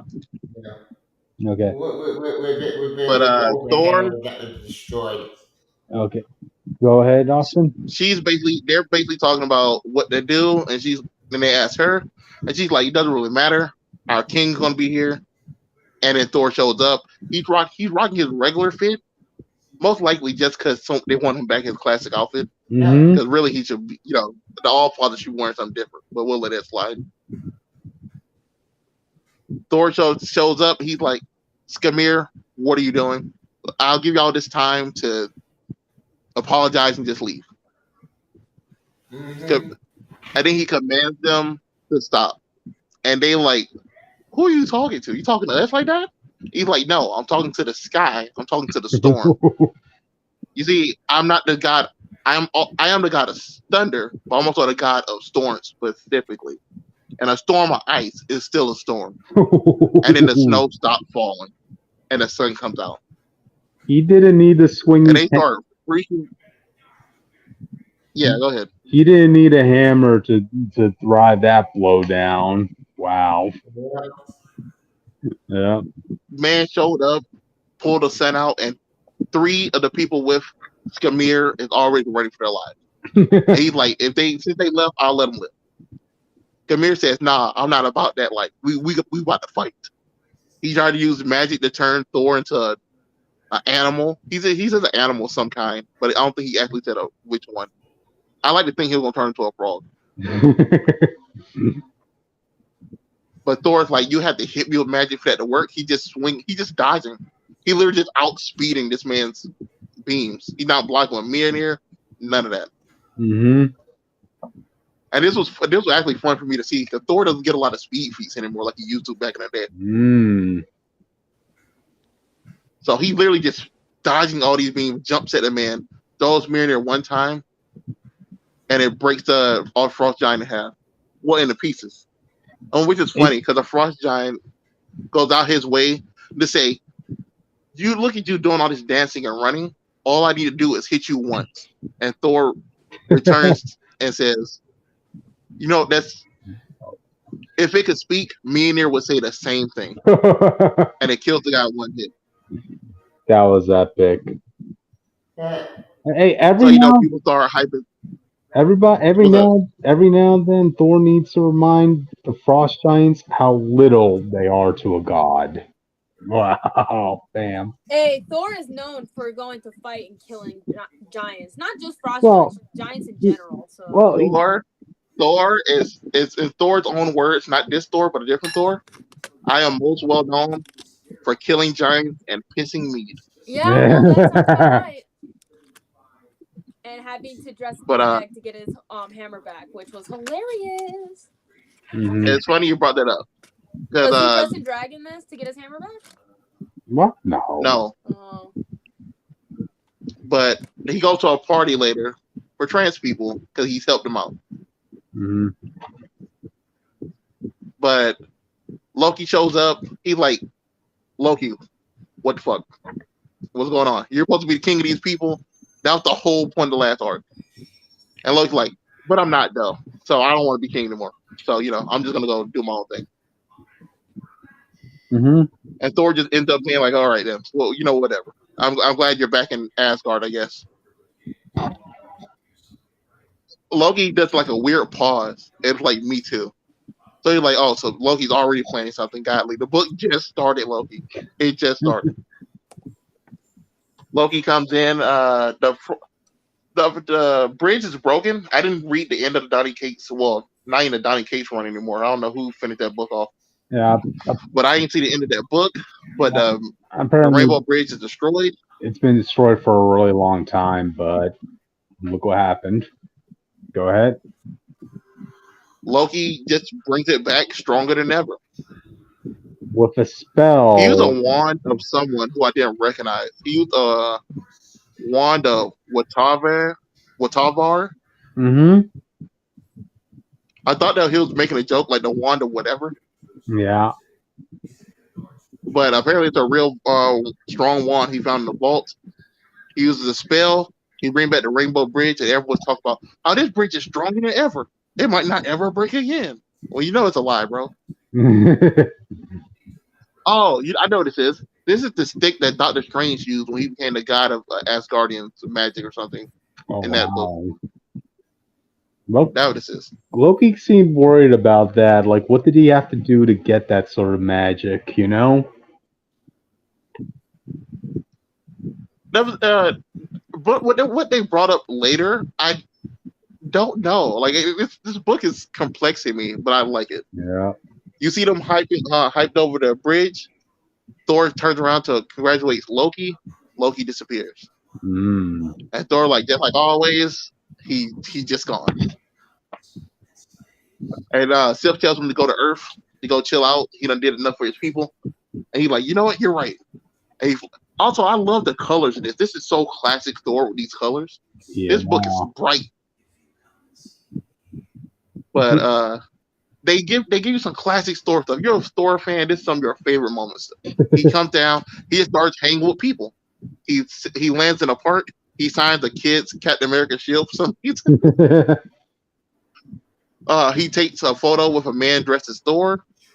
He plays chess with the nearby people, which is funny because apparently him, Reed, and another person come to the same park and switch days. So on different days, you can play Thor, you can play Reed, or you can play another superhero in chess. Like, it's the same bench and everything. Yeah. But Thor's is talking about how Thor sees Earth and his people as friends. And if anyone comes to Thor asking for help, a friend in need, Thor's going to go help.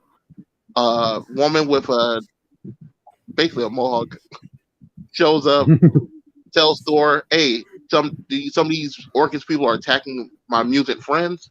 Thor shows up, he spanks Orcus, and he goes to the party afterwards, because after a fight, there's always a party. And this is what I was talking about earlier, which is they're celebrating, is a trans rights flag in the back. I just sent you a picture of that, actually, which... So you get to see Thor with a beard just kicking back with people having a good little time. And then he flies off to go talk, watch over the city. And as he's here talking to himself, he's going over. The writer's basically telling people, oh yeah, so look, Thor got all this extra power and stuff now. He done redid the enchantment. So now it doesn't matter who Odin finds worthy, who Thor finds worthy. He should always be able to use him. We're not doing that no more. He I put my enchantment on here. It's my all. It's my magic. It's me. There's no more if it's worthy, who's worthy. I tell you who's worthy. And I was like, finally, someone just straight up says it. So if his writer goes back on that, he's a hypocrite. I just want to know that. You don't want to be a hypocrite in Marvel Comics, man. We got enough of those. But as this goes on, there's a storm going over New York. Kind of like there's a storm going over my house in real life. But Thor tells the storm, hey, yo, stop that. But the storm doesn't stop. In fact, the storm gets worse and it destroys the Statue of Liberty. Okay, you see, you see in Marvel, now it gets personal. You could destroy the moon. You can destroy, you could block out the sun. But when you destroy the Lady Liberty, that's when it gets personal. Well, credit. Hey, they might pull an MCU and rebuild her with a cap shield. I'm just saying. Okay, there. New and approved. Other than that, it could work. But the man commanding the storm comes down, and he is huge. Yeah, that was scary, man. This feels like the elder guy come down and talk to people. He's way bigger than Frost Giants. And he's holding the lightning in his hand like a staff weapon or something. And he said the wheels have turned. Too long has this world stagnated, which is something I always said, Cryptid. Comics in general, because of the way they do their villains, Marvel DC worlds don't actually evolve. Because anytime a scientist or something makes something, that can actually boost humanity up to evolve, it goes wrong, or they make it evil. So he's like, this world is too stagnated. Too long have y'all chosen illusion over change. Y'all refuse to evolve. Y'all sleepwalk through a dream of life. But I am the bloody awakening. I come to you from Utgard, the storied land and the land of true things. I come to shatter thy false world apart. And this man says his name is Utthor. What no. He said he calls himself the Utthor, but his name is Zoranos. Zoranos, the Utgard Thor. So Utgard is basically I guess some type of special version of Asgard, from my understanding. And he's their Thor. And when there's a Thor, there's a Loki. Yep. We were just talking about how like Loki's going through anti-heroes route. Well, here you go, audience. We're going to get an evil Loki in this story. Yep. But the storm gets worse. Planes are getting blown out the sky. Hurricane winds are being picked up. Trees are getting pulled out the ground and thrown around. Floods are happening. And Thor's like, "Hey, yo, you must have forgot something. I'm a god, bro. I'm a big G, not a little G. It's a big G in my name. The All Father. I'm an Avenger." And he tries to hit this man with the All Power. And after that, we cut to, I guess, Utgard, if I'm visually correct. They're talking about the wheels have turned. The wheels are still turning. And then you have the reveal that Gaia, Thor's mom, is alive for some reason. And that's Thor's biological. Yep, that's Thor's biological mom, in case the audience sees it now. Yep. Before Frigga moved in like the homewreck she is, we had this woman. Thor is the offspring of both. Frigga's not a home. Yep, Thor is the offspring of both Norse god and a Greek god. I forgot about that. He's a hybrid, bro. That's kind of insane. But her and her, I guess it's her brother. I think he called her sister. But they're talking about how it will mark the end of all things, which, if anyone remember from the beginning of Donny Cates' book, that is the Black Winter. So that full plot line that got abandoned is coming full circle, seems like. Yeah. So I'm believing Utgard is going to be like the first version of Asgard before the original Ragnarok that got absorbed by the Black Winter. Yeah. Oh, that's what I'm thinking is going to. Oh yeah, for the record, like the reason apparently that run got abandoned by Donny Cates because he was involved in a real life car accident. So yeah, he's out for a bit. They got abandoned for a good reason. I'm not saying he just left it or something. But I hope he's doing all right then. Yeah. But basically, the end of this book, you just to end this off, you find out that this is the alt Loki who's talking to her. Oh yeah. So we have an evil version of Thor from the Black Winter, I assume. Evil version of Loki. And but this Loki looks like classic mythology, like not I want to say classic mythology. He has the goat horn.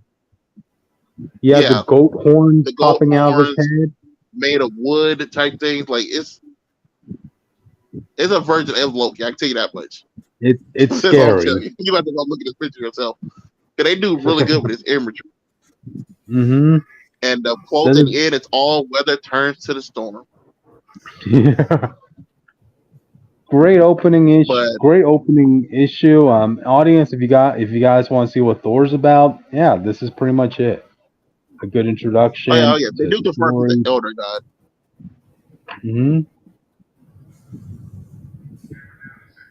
Yeah. But they mentioned that Thor, while she's talking to Alt Loki, they mentioned that Thor needs to go through the trial of Loki. But it seems like they're talking about regular Loki. Wherever regular Loki's doing now is going to put Thor through a lot. No.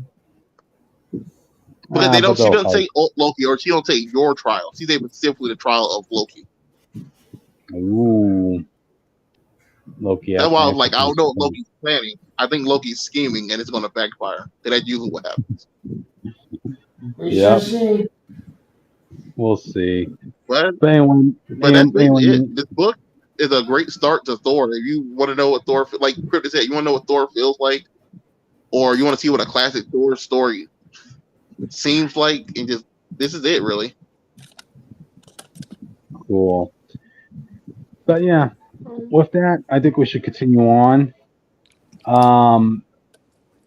We shouldn't continue on because we're getting really close to a topic that I'm going to be very sad to talk about. Okay, yeah, let's move on. All right. Which do you want to pick out the next topic? Like I know, like we already, Austin, you already talked about yours, but which you want to talk about, Deadpool or DC Ruby? Let's talk about Deadpool, but I don't mind waiting. Oh, okay. All right. In that case, let's just continue on with the order. Austin, the next one. Oh God. Okay. Iron Man. Invisible Iron Man number 11.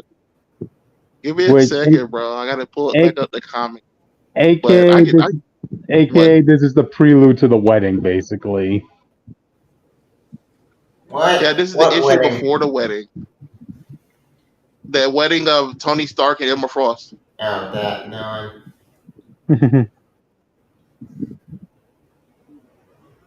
This book basically cements that it's not like a love marriage. It works out. Can you hear me? It's literally PR. Can you hear me? Mm-hmm. Yeah, we can hear you. Yeah. All right, it had cut out for a second, man. With the storm going on, I was worried my lights would cut out again, bro. But I'll let it slide. Mm-hmm. But it's basically a PR wedding. It works out for both parties, and they both need the support of each other right now. I'm trying to find the issue specifically, but the book starts off with Iron Man basically crying in the rain, Fei Long standing in front of him with the Stark Sentinels. People don't know Stark's has this guy took everything in Tony Stark. He owns all the armors except for like whatever Tony is hidden away. So that includes the Hulkbuster, all your classic stuff you like. Mm-hmm. But Iron Man's crying in the rain, and Iron Man just says, "If you're gonna kill me, kill me. But you're too smart for it." And he's like, "Yeah, you're right. Because I'm pretty sure Captain America and Thor are on the way, so I'm gonna head out and not kill you because I don't want to fight them." And then the moment he leaves Cryptid, Captain America pulls up. He's like, "You all right, Tony?" So Tony's like, "I'm all right, bro, but you can't be around me. I need Fei Long to believe he beat me, and it looks like I lost and I gave up. So I can't have you with me, Cap. I'm going off the grid for a while to try to come back with a victory." Oh. And funny enough, Cap doesn't say a word. Cap just lets him go. Because usually Cap will say something. He'll be like, "Hey, yo, maybe we should try together." But he trusts Tony with his plan. Surprised you find by out that. No, go ahead. What you No, I was about to say I was surprised by that. I was surprised by that since this is Dugan writing Cap, and he usually has a good handle on Cap's character. It turned out it kind of works out for the best because you find out the reason Iron Man gave up. Iron Man doesn't have a suit on this scene. He threw off his suit earlier so it can save Emma Frost being killed by a Sentinel, and it took her down into the tunnels of the sewer, specifically the Morlock tunnels, which are empty for some reason. Well, not for some reason. The mutants are being attacked, but he's hiding down there. He has the armor. He puts her out, and she's like, "Bro, you put me in that dirty suit? What's wrong with you? That thing smells." He's like, "I haven't washed in a while. I kind of don't have a house." Yeah, because Tony is going through it right now. Yep. They are sitting there talking. Tony's what you about to say? I was about to say, why do you think Tony's going to marry someone made of diamonds? You're rich. You can make my money back. That's how I'm looking at it.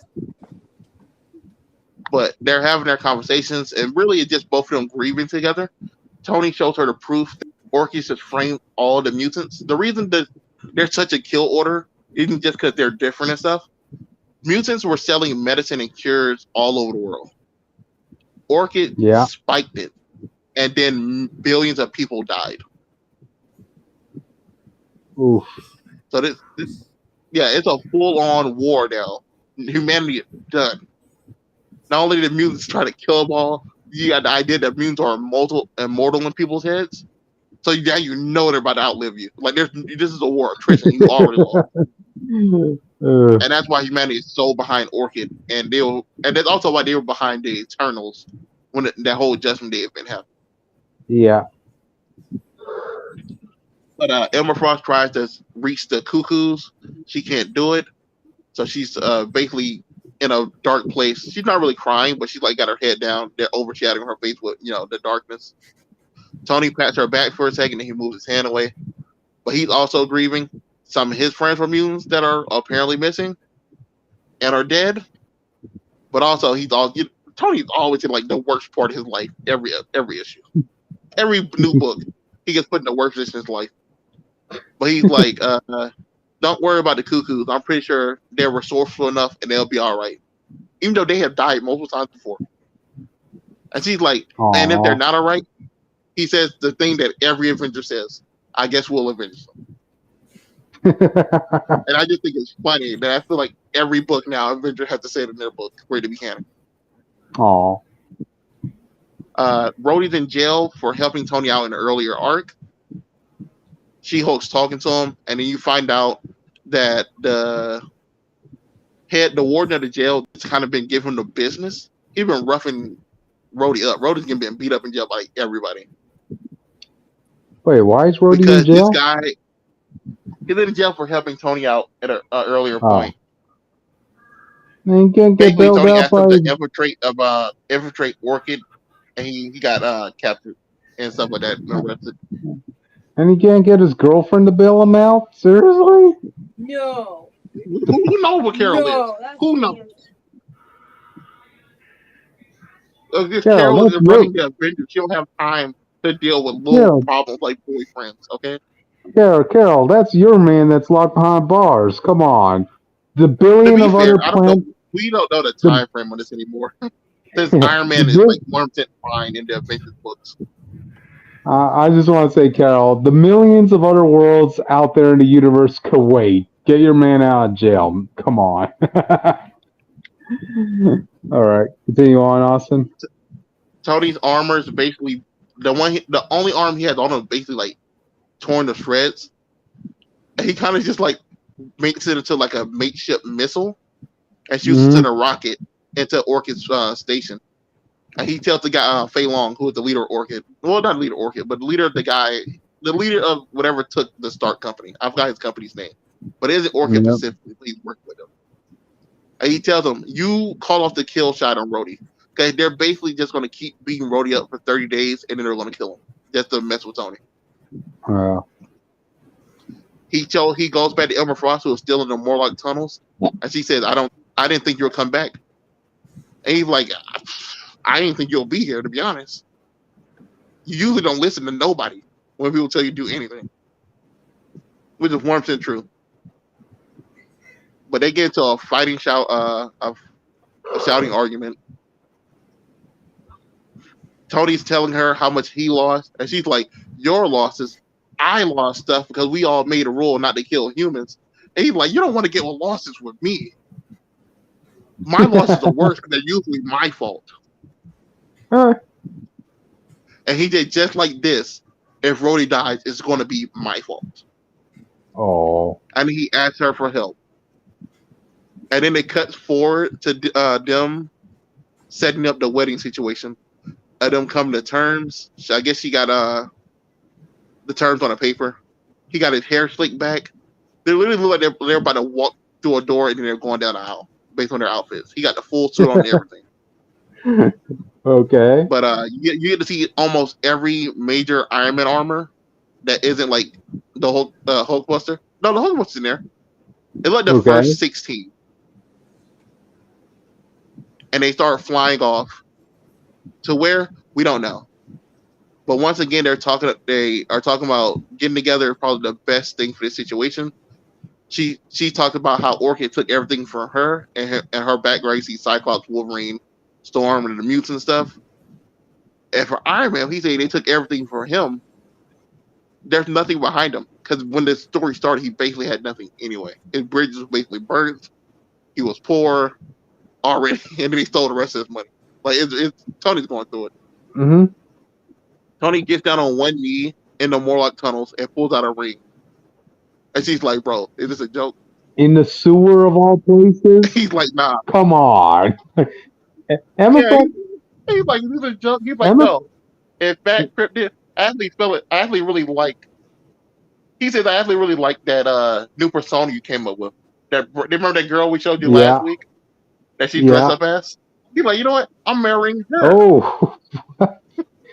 Wait. He's marrying her, but he's going to take Emma Frost's last name. Keep that in mind. Well, no, that way he proposed. No, that way he proposes. But he's marrying Emma Frost. But when they go out together, she'll be disguised as that girl, Okay. so she don't get like attacked. Gotcha. That's their compromise. But at basically how it ends, they come out. They come out the sewer. They walk and they walk to the Hellfire Club. And guess who is the new White King of the Hellfire Club? Kingpin. Oh, wow. No wonder I didn't get an And invite. that's how the book ends.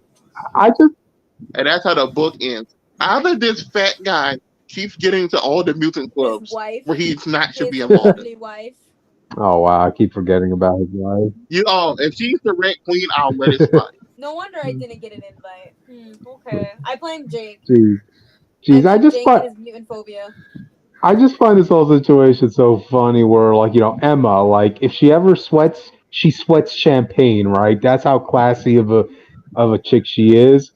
But then to see her getting proposed in the sewers, wow. Could have been worse. Yeah, in a sewer with an Iron Man whose arm's broken, his eyes black, his face is swelling. Like, he looks terrible. Poor, he's down on his luck, he doesn't have a dime to his name. Like, wow. Oh, wait till you find out how North Star and Kyle got engaged. Oh, how? Oh, okay. I'll make it quick, but it started off with them just like hanging out, going on a little like date, whatever, And so then out of the blue, Jean Paul proposes, fair enough. And like Kyle's like, wait, And so some shenanigans later involving Kyle potentially shooting Jean Paul due to some BS. Don't worry about it. But don't worry. After all those shenanigans go through, Kyle says yes to the proposal and they get married like the next day or whatever. Wow. You said that like it was worse than Emma Frost. All people get married to a bum in the sewer. If that makes it feel better. But Karma got shot, I think, but she's fine. Don't worry, Karma's fine. Man. It's not a good wedding when someone gets shot. No worry, she's fine. Was it Karma or was it like Jubilee? It doesn't matter. But what does matter? Emma, come on. Anyway, should have just said. Yeah. Hurry up and get fixed up. Anyway, they just said.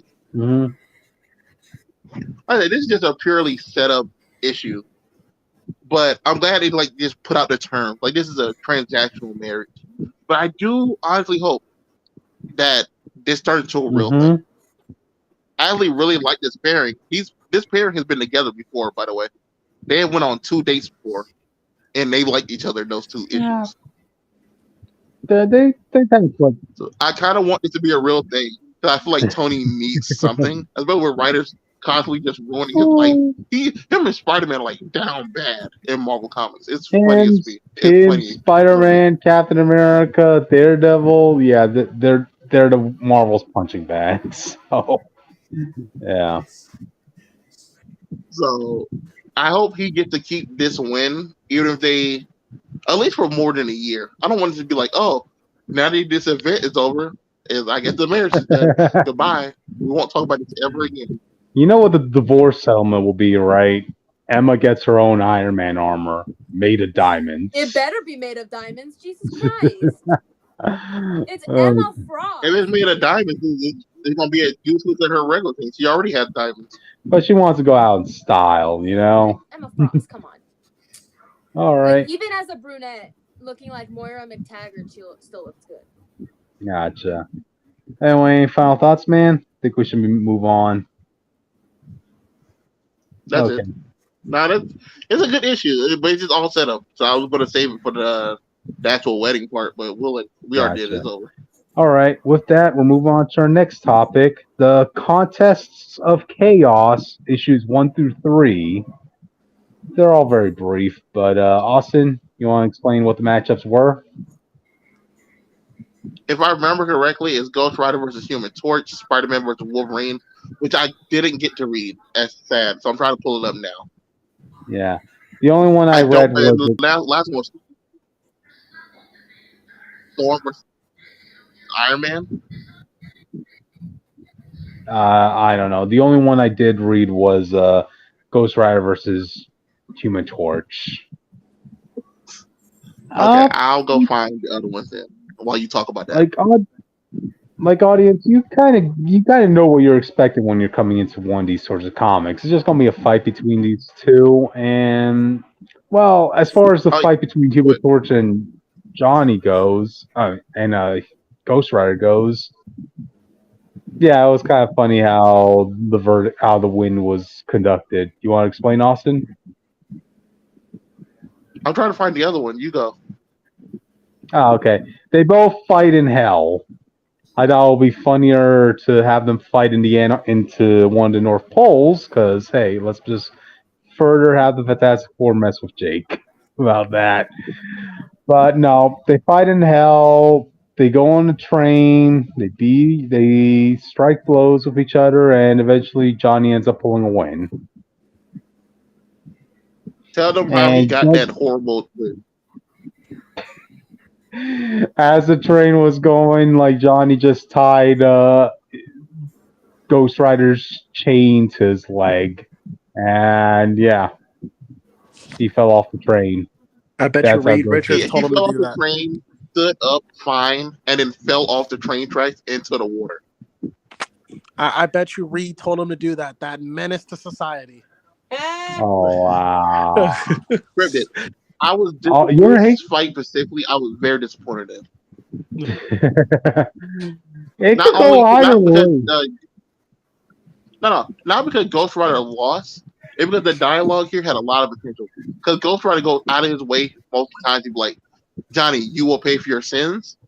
And what's Johnny's sin, Cryptid? I forgot what Johnny's sin was. What was it? It's adultery.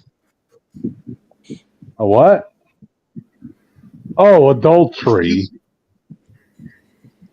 So that's what Johnny's sins are that he's Ghost Rider's about to make him pay for. And I thought they were going to do more with talking into that, and Johnny was going to learn something.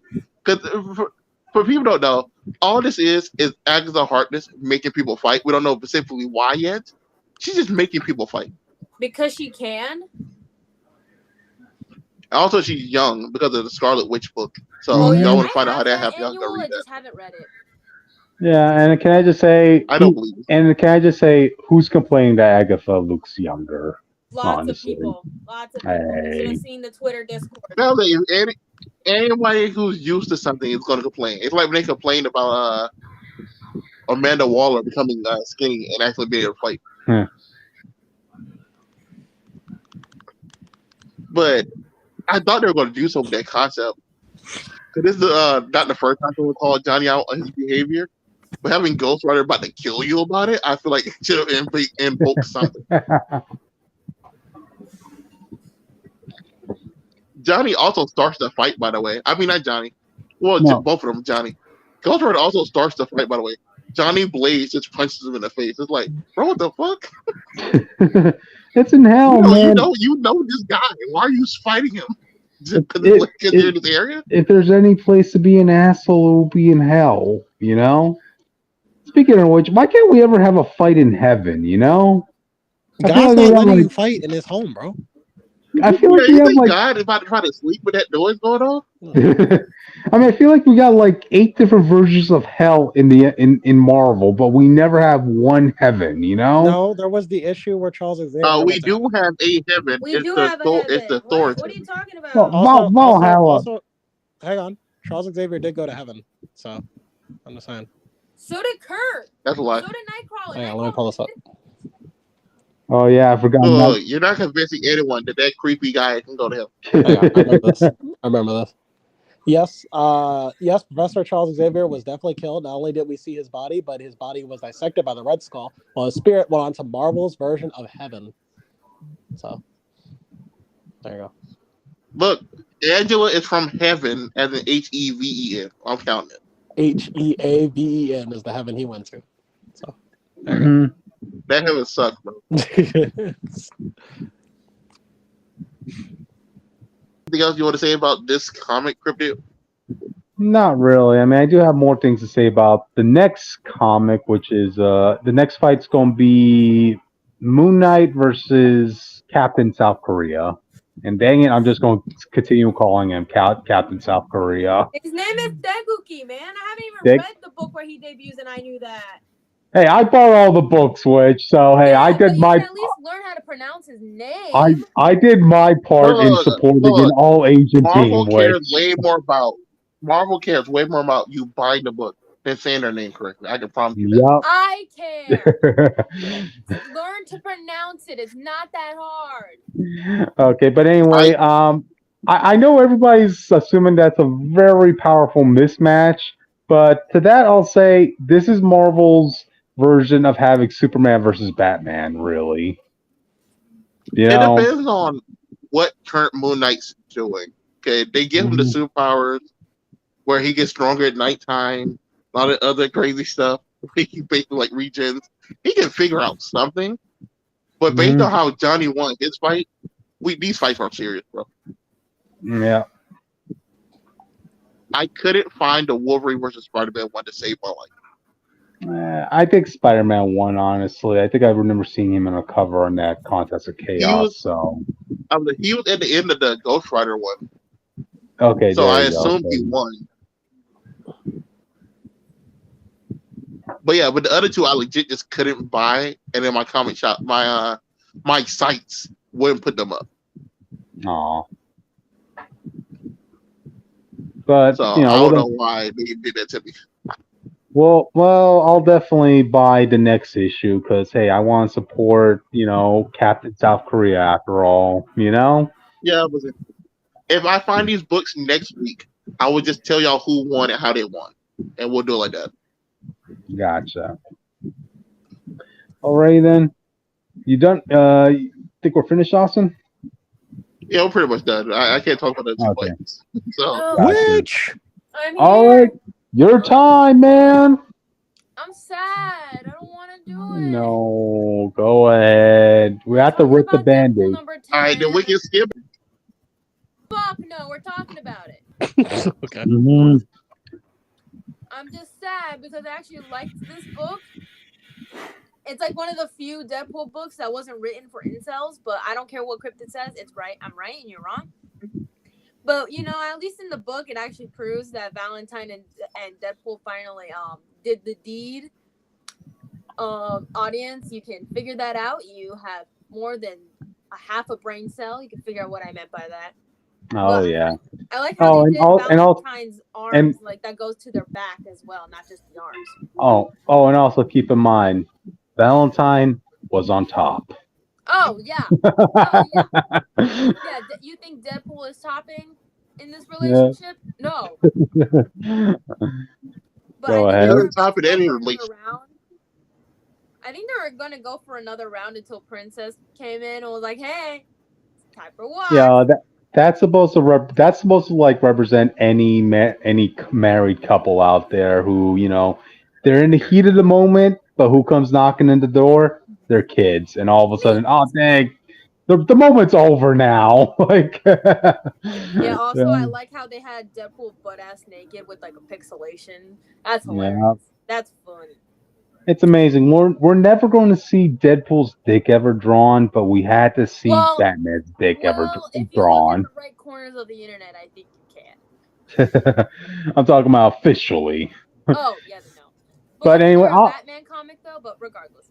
But yeah, audience, if you want to get an image to what Deadpool's dick looks like, think of a hot dog that you just put in a microwave for way too long.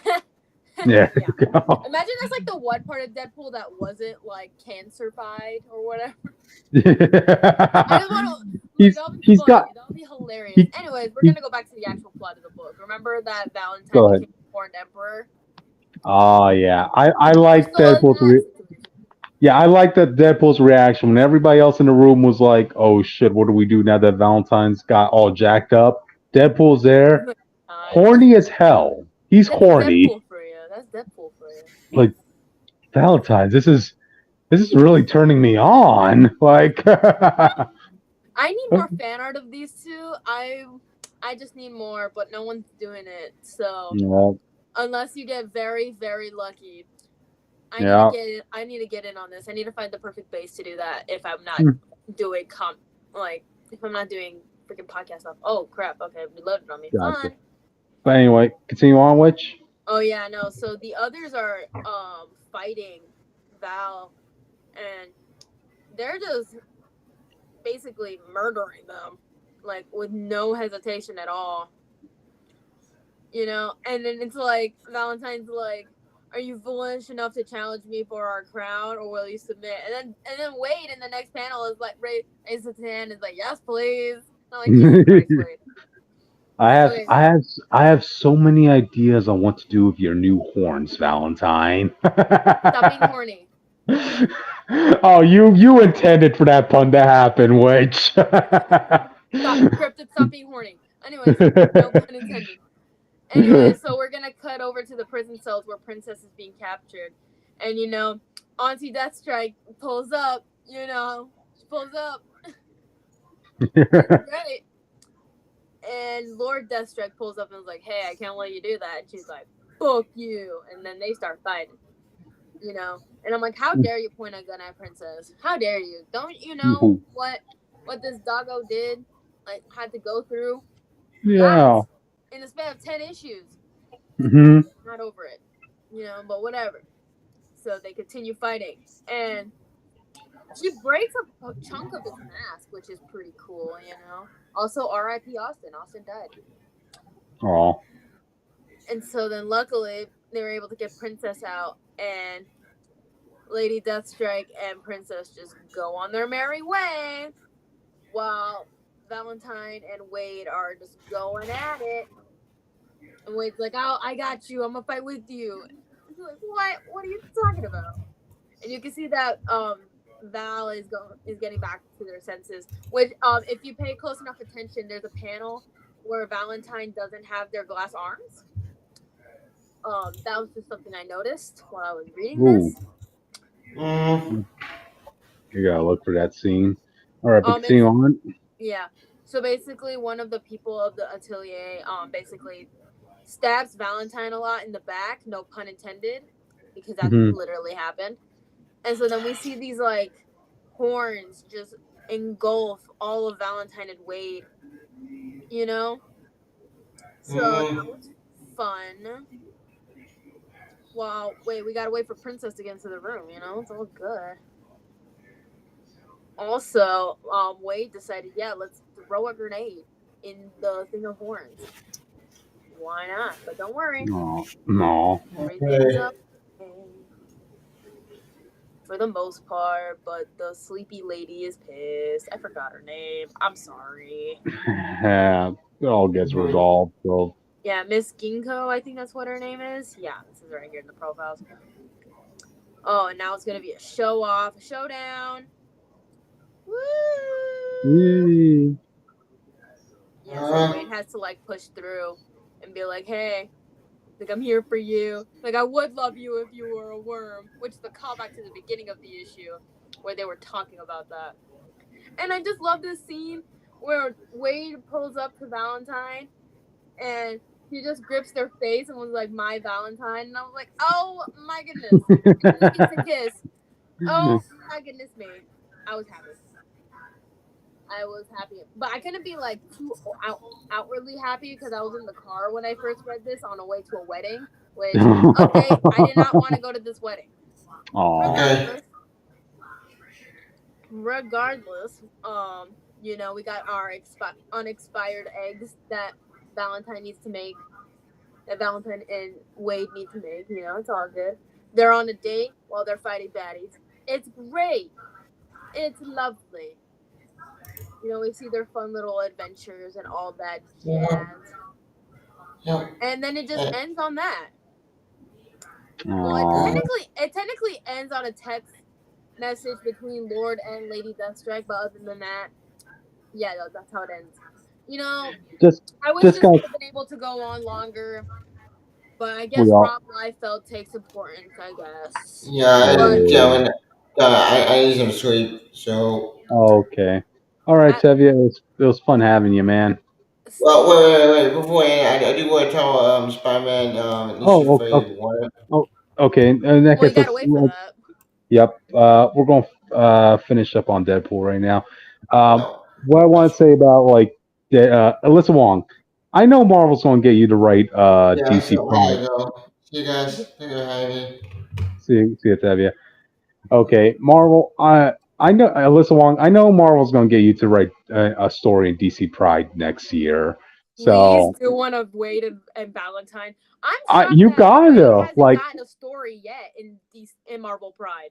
Like if what? if not Wade, at least bring in Valentine. Like, come on, you're going to be put on the spot, Alyssa Wong, if you don't do that. You I know. will be bugging you on Twitter until you do it.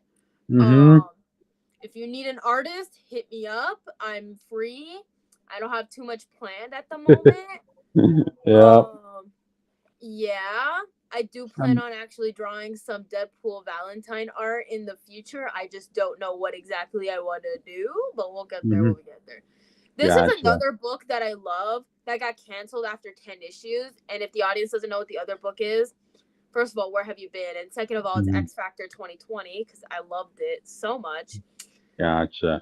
But you know what? So, I'm sure we'll see Valentine pop up again. I mean, how many mainstream non-binary characters does Marvel have? You know? zero. There you go. But here you have Valentine, who is hooking up with an A-lister. Like Deadpool. Yeah, So but they, remember all of other Wade's love interests in the past. I feel like the only ones that still have yeah. any relevance is probably Lady Death and maybe Shikla. but Maybe. but every now and then Deadpool's roster gets brought up. So yeah, in an annual or so, I can imagine Valentine being brought up again. Uh, But if Valentine hasn't doesn't get brought up in this Uncanny Avengers book, you better tell me because if they don't, I'm gonna be very upset, uh, and if they sad, do, I will be very happy. yeah, sadly, it's a limited series, so I Just don't think Valentine's just brought up popping up. once. That's all that matters. Gotcha. But anyway, I think we're done with Deadpool. I think we should move We're on to, never done with this book. especially me. But anyway, let's move on to the next one. First Captain. of all, in conclusion, don't read Rob Liefeld's book. Read this book. I agree full heartedly. Okay, move on. Next one, Captain America finale #1. Isn't that great? Isn't that interesting? The fact that finale gets a #1. Like, is there going to be #2? Come on. It's Um, like what they're doing with Attack on Titans right now. yeah, pretty much. Okay, for the record, audience, I didn't want to buy this book. It was actually my comic book shop that was pressuring me to buy this. Like, this was literally the only copy they had left, and they're telling me, "Come on, dude, you made it through this long. You might as well see the finish line." Well, you know what? I bought it, and I didn't even read the whole thing. I just skimmed through it. So, this whole build up on the outer circle. Cap comes in with his invaders to fight the city that the home base they are in, which is just a glorified helicarrier. I'm trying to look at who the power lead has to fight off against the heroes. Okay, let's see. Bullseye, Taskmaster, Crossbones, a bunch of father stormtroopers. Yeah, why exactly is the power elite so horrible? Why are they so threatening? I still don't know. This yeah, Cap just comes in with himself, Bucky, Sharon, and yeah, his son pops up with his army for one panel. Cap fights the machine that apparently was controlling the outer circle. And Cap goes on this speech about, hey, the shield doesn't belong to me or you. I hate these writers so much. But he throws the shield, it hits the machine, whatever, and the insides of it scan it, and that was the kill switch that blew up this whole ship. There, it's over, guys. Oh yeah, and apparently Doctor Doom pops up in this book. Apparently, one of the members of the Outer Circle does survive, and he's now in the hands of Doctor Doom. Yes. Oh. I'm so happy you read this for yourself. I didn't read this. I just skimmed it, man. Mm-hmm. Why am I echoing here? Oh, no, you're doing it. Okay, but anyway,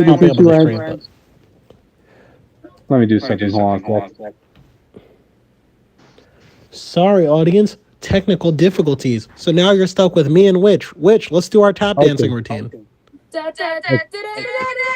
guys hear me? Yes. Yeah, but you're still echoing.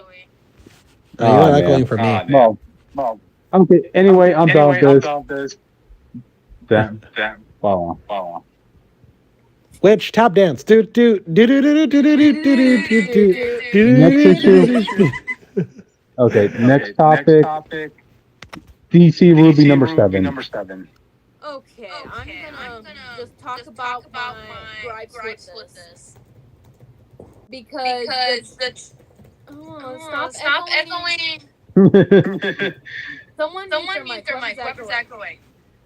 I'm gonna mute myself and see if it works. Okay, do you hear me? Okay, I'm assuming that someone hears me. I don't know.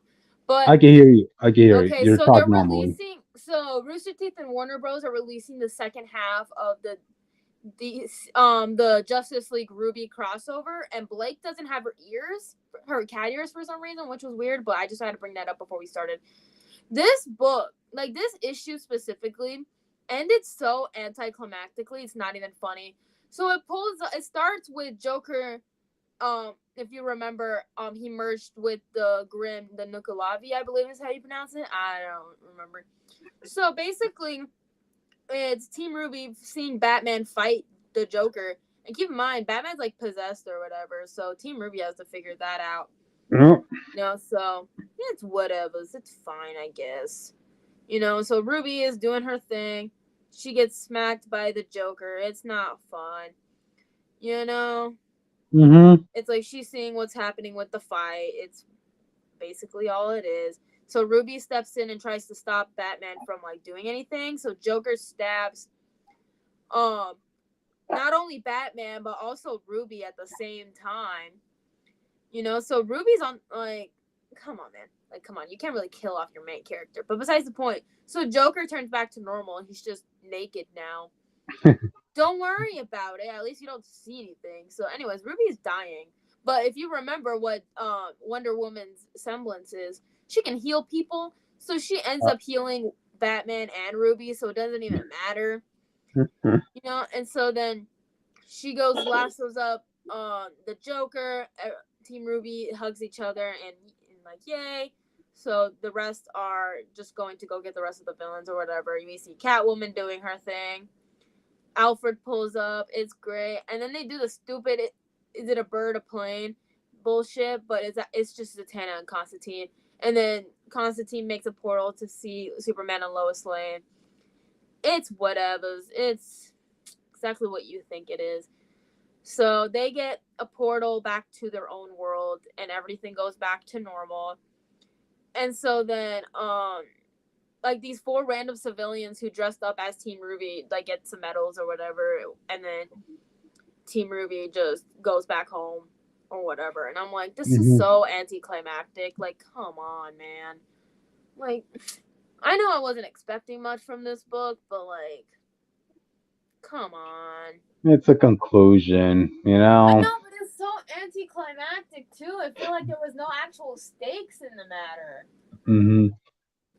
Like, at Sadly, least with like the movie, like at least for the first part, at least we got something from it, you know. And with the other DC Ruby crossover book that came out like 2, maybe 3 years ago at most, like at least we got something out of that for the most part. I need to reread that book. I have like 1 or 2 physical issues. I just gotta go get read the rest of them again. Gotcha. Like, but yeah, expecting a little bit more. Like, come on, it's Ruby in the Justice League. I feel like you could have done more with it.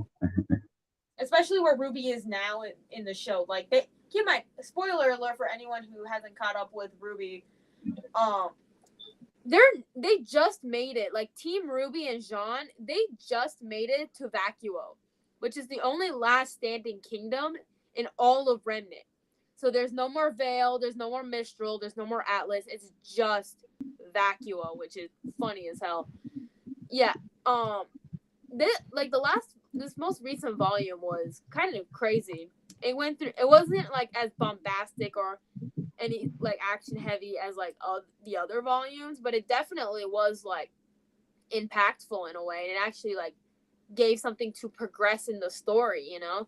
And I get this was a mini series, but I feel like they could have done a lot more with like the 7 issues they had. All right. Yeah, no, that's my rant. Well, if anything, we should at least give some hope for the animated series to have a better story. The animated movie, the second part where Blake doesn't have her cat ears, so it throws everyone off. Aww. She doesn't have her cat ears or like a bow or something on her head, which really like threw me off because she always does. Mm-hmm. Like, even if they don't do her cat ears, they always do like her freaking like a bow or something. Mm-hmm. There's always something on her head. That's what I'm trying to say. Gotcha. But like, overall, if the audience knows Ruby, you know. Anyways, would you say this is a recommend for a Ruby fan? Yeah, but don't expect too much substance out of this book. Expect even though they gave us a lot to work with. Expect this book to be more of a novelty item than a quality item, you know? So I do prefer the other one. Gotcha. But anyway, all right, guys, let's move on to the last topic of the day. Austin, you got here just in time. Go ahead. Go ahead, dude. Austin! Anyway, Austin isn't here, so now I will hijack this. God. Yes, we're gonna be talking about. So what do you guys think of the Batman? That was a good movie. Oh, you kind of.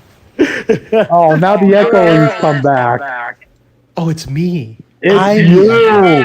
It's always you. You're the menace tonight, Jake. Reed Richards screwed with my audio, I swear. No, Reed Richards he's heard what you've been saying about him, so he's constructed a gizmo for you. And he's a menace to society. But yeah, you know, I guess well, yeah, we can make up a topic or we can end it now. What do you want to do? No, let me talk about it. Austin, you're back. Jake, you're about to be yourself, man. Oh, okay, you did. Oh, no, we didn't. All right. Died. Austin, okay, go ahead. Lead the charge, man. Amazing Spider-Man? Yep. All right. Amazing Spider-Man number 32, I believe. Yep, 32. Kraven wakes up from his booty call, of all things. But it's funny because his dialogue, he goes over how he relates to the Goblin Queen, of them being cursed with the sins of other villains, him, his father, and taking on the name of Kraven, her being, the Goblin Queen of all things. Yeah. But in another way, he also wants to still wants to surpass his father, and he also wants to help her. I for some reason I didn't catch why full on, to be honest. She's offering But up they put booty all of and he's the taking sins of Norman. Yeah, he had sex one time. It changed his life, bro. it must That's have been honestly some. what it feels like. It must have been some damn good sex, man, to be with a goblin. She looks like a demon, but I'll let it slide. But he takes all the sins of the goblin out of her body, and the sins of I believe it's some of his sins too, going by his dialogue. Yeah. But he puts it on the tip of this spear. His plan to surpass his father is to not only become Spider-Man again, but hunt Spider-Man's greatest villain instead of what his dad did, which was hunt Vermin. Mm-hmm. Literally the man named Vermin. So this is going to be Craven's quest to turn Norman back to Green Goblin. I like how everybody but Spider-Man and Norman wants that to happen. Hey, Austin, how do you feel about that? Go on. I'm fine with it because they let more time go by. I'm still hoping they okay. Like I said, as long as they give the Normie book time to finish his stuff, I'm fine with it. Yeah, he has a grandson named Normie. Normie has a book. Okay. All I'm hearing is it's okay when your favorite Spider-Man villain turns Norman back into Green Goblin, but it's not okay when mine does that. I was not mad that Doc Ock was doing it. I was mad at the timing. Okay. Every time for reason when they tease him turning back into Green Goblin, they just put it off anyway. So it doesn't matter anymore. I don't care. Okay. The man got the Goblin serum as 100% fine.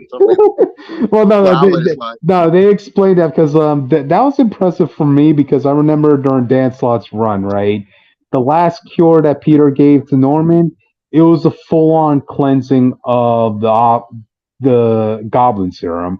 Norman's body is completely immune to that formula, which was something that Dan Slott ended his run in, which is why Norman had to go and seek out the Carnage symbiote to give himself a new power, right? And I was surprised that this writer continued on and stayed true to, that set of rules, which is, hey, he respects some continuity, all right? He learned a thing or two. The ones that I don't care about. he learned a thing or two from his idol Dan Slott, all right? Yeah, let's just make all we're making them mad, they'll buy the comic. All right, so continue on, Austin. But moving on, Peter gets on the phone with Black Cat. I went back and read the last issue, and I can't believe she broke up with him because he stopped telling her to stop stealing stuff.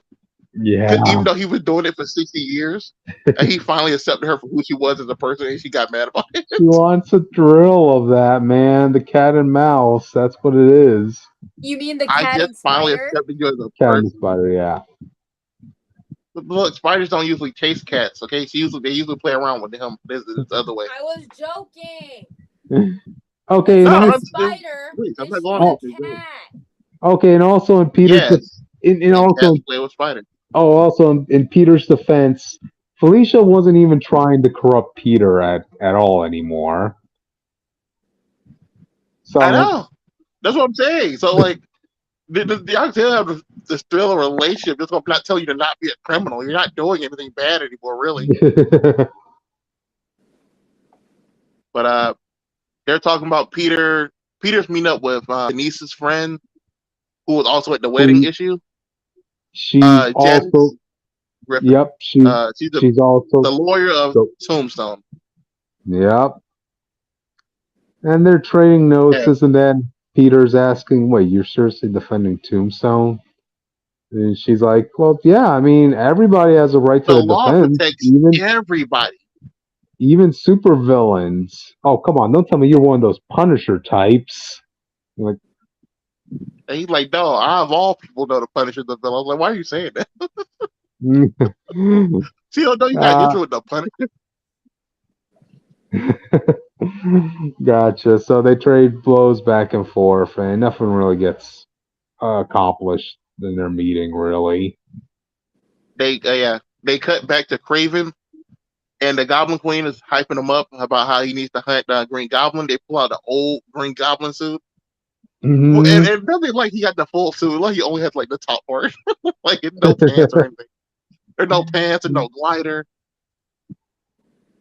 He want Norman out here with his dick and balls out, just out here fighting, based on that common sense. But that's not my Craven.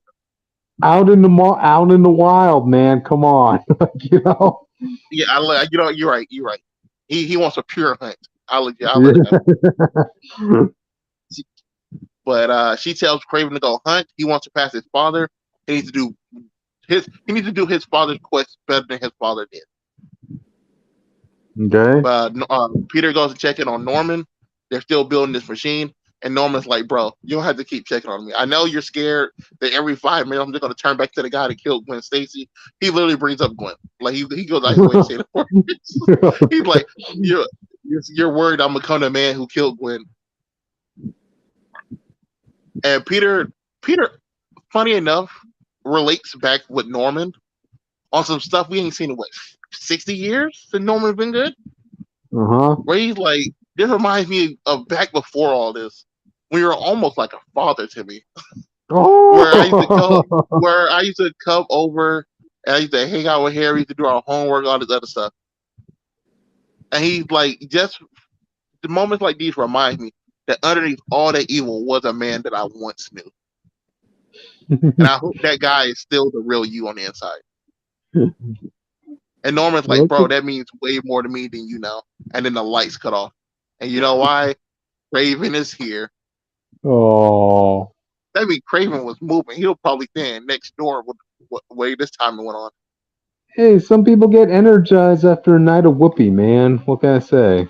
Yeah, this man took a 5 hour and said, I got work to do. He done built like some type of shrine with weapons and stuff in, I believe it's also in the same place, or is it at his house? I can't tell. No, it's the same place. Mm-hmm. Yeah, so he just in a room in the Oscorp Tower, and he built his whole shrine here. This man been here working while Spider-Man and Norman's in the next room. Okay, he did a whole arts and craft thing. It's crazy what I'm looking at right now. Yeah. But the Craven, Spider-Man splits up to go get his uniform. Norman goes after Craven into the room. And the Craven basically tells him, hey, yo, don't be a bitch about it. Take your sins like a man. Don't put this on Peter. This is your choice. It's me and you. Take your sins. And then I'm going to beat the shit out of you. And then Norman's basically like, you know what? You're right. And he locks the door right as Spider-Man gets there to keep Spider-Man out of the room. But he says, I'm not taking my sins without a fight. And he backhands Craven. But Cryptid, if you look at the art, this art is amazing. Because like every scene has like a goblin reference into it. And you see like this scene panel, like Norman looking to the side, and you see like the red. You see like the red shadow making the goblin hood and stuff on his body. Uh-huh. I'm looking at that right now. He, like punches Craven across the face. Oh, okay. Yeah. I see what you mean. Yep. And it does that on a few panels. I'm like, this is a really good coloring. Like this artist was cooking when he was out here, bro. This garbage was working. He was working harder than Craven. But Craven, the whole time he's fighting him, he's hyping Norman up. Funny enough, he like, bro, there you go. That's the goblin. You let it out. The goblin was a king. Who is it? Accept your crown, bro. Get the sins back. Become that guy. Peter blows open the door with the machine they were working on earlier. Peter can't see because the smoke is all in the room. All he can feel his spider sense going off, but he cannot recognize the threat. Because people who don't know, that's how his spider sense work. It just lets him know something is wrong. He has to physically realize what's happening to react to it. Mm-hmm. Because every show and book changes how it works. That's how it should work. What I just said. But he sees the scepter in the dark. He dives in to try to push Norman out the way, and then he gets stabbed. So all of Norman's sins go into Spider-Man. Norman's like, "What did you do?" And Spider-Man gets up and starts laughing. But my favorite part is Craven's reaction. I want to read the scene. Okay, go ahead. That man says, "I watched the spider die. I watched him get reborn. I watched the spider then, and every time he says a word, all you can in the middle of the panel, all you see is run." And he says, "No." And Norman's like, "What have I done? This feeling sinks into my bones. It's unmistakable." And he does another panel like run. And Craven says, "I am no longer the hunter." And then it says it one more time, run. And the panel and Craven of all people runs for his life. Because the final panel is Peter standing up, laughing maniacally with the goblin shadow in the background. This is the Spider. Because now, I guess the Spider-Man who climbs. You want to put it like that? Oh my god, we gotta work that into the title, man. Oh wow. Okay, that's a good concept. And look, I think it's safe to say that by the end of this, Norman's gonna want to absorb all the sins back to save Peter. Yeah, it's gonna be a hero. They're gonna frame it as a heroic thing. And I'm accepting he has to be the bad guy, so Peter can be the good guy. All that stuff. I'm pretty sure that's how this whole arc is gonna end. And then we're gonna go to Yep. But I mean, how excited are you, Austin, for this arc? This is probably the most interesting thing he did so far for me. Because evil Peter is something we always thought about, and every time we got it, it was never really Peter. So having Peter with the mindset of Goblin, Peter who surpasses young Reed Richards in IQ with the mindset of the Green Goblin, it's going to be insane if they become the major thing. I'm surprised they didn't pull on DC Batman Who Laughs and make it a whole Marvel event. But it's because it's worthy of one of those. Man, I just like the poetic irony when all of y'all were telling me to lay it easy on the Spider-Man stuff after Kamala died, only for Austin to be the one to want to bring up Spider-Man books immediately after that. Because it started getting interesting with the normal. Because it's weird. Because out of everything I hate he's done, I am for him his family stuff. I'm all for it. And he just every time he goes back to it, I have to see what it is. Right. Oh yeah, you can't blame me for Spider-Boy, but you blame me for Spider-Man. Come on, this is a scary moment. I really hope the fear, everything feels authentic. Because I wish this was an event, because then at least I know they will push it far. I don't know if this Spider-Man's gonna make it out of this building before Norman gets his sense back, for all we know. Nah, they have to stretch it out for this whole arc. And I would love to have the whole arc be that. And everybody got to be like, "Yo, we gotta go stop Spider-Man before he kills all of us." Yeah. It's weird because the next issue teases him in the black suit. So it's like, is Spider-Man gonna go change? Ooh. Nah, he's going. You see it, right? He has the black suit on the post and the thing touching Craven. He's just gonna go change outfits to go fight Craven. I just want to see this story being your comic book story of the year, Austin, and then you having to issue an apology to Zeb Wells, saying this makes up for all the crap you put on Spider-Man fans through. Yeah, Austin. Austin. Oh. No. Which tap dance? No. Which tap dance? No. But I like a 9 out of 10. Yeah. Oh, hold up. Can you hear me? Yeah. Oh, it cut out when I was checking Discord for some reason. But it's Jake. As an actual storyline, the Norman storyline is probably the best thing I read in the last year. But it's surrounded by so much crap. I would never tell people to read this book. Well, you already told the live Jake. stream it, so it counts for something. I didn't tell them to read it. I just told them what the story is. Like, everything I wrote the story is. Oh. Mm-hmm. Jake called the episode the Spider-Man Who Glides. Yay. Which socials? Socials, hello. You can follow us besides on here, obviously, first subscribe. You should follow us on the Twitter at Comic Phanatic 69. We do post stuff occasionally. That's where you get a lot of the updates of the lives or the actual videos and all that jazz, you know. And then you can follow us on Instagram, which I will be posting these new chibis on there soon. Cool. At Comic Phanatic 2.0. If you want to follow me personally, you can follow me on my recently unlocked Twitter at Witch of Jotun, all one word with an E instead of a U. And you can follow me on Instagram and TikTok at witch_of_Jotunheim. If you want to know what my alt Twitter is, go to my link tree. You'll find it. Don't worry about it. You're not gonna get anything too crazy on there. Anyways, yeah, go read the new Alpha Flight book. Don't read Zeb Wells' Spider-Man book, and don't read Rob Liefeld's book either. Have a good night. If you want, find us on YouTube. You find me specifically if you go to right comment section, because I'm always talking to random people on random topics. That's true.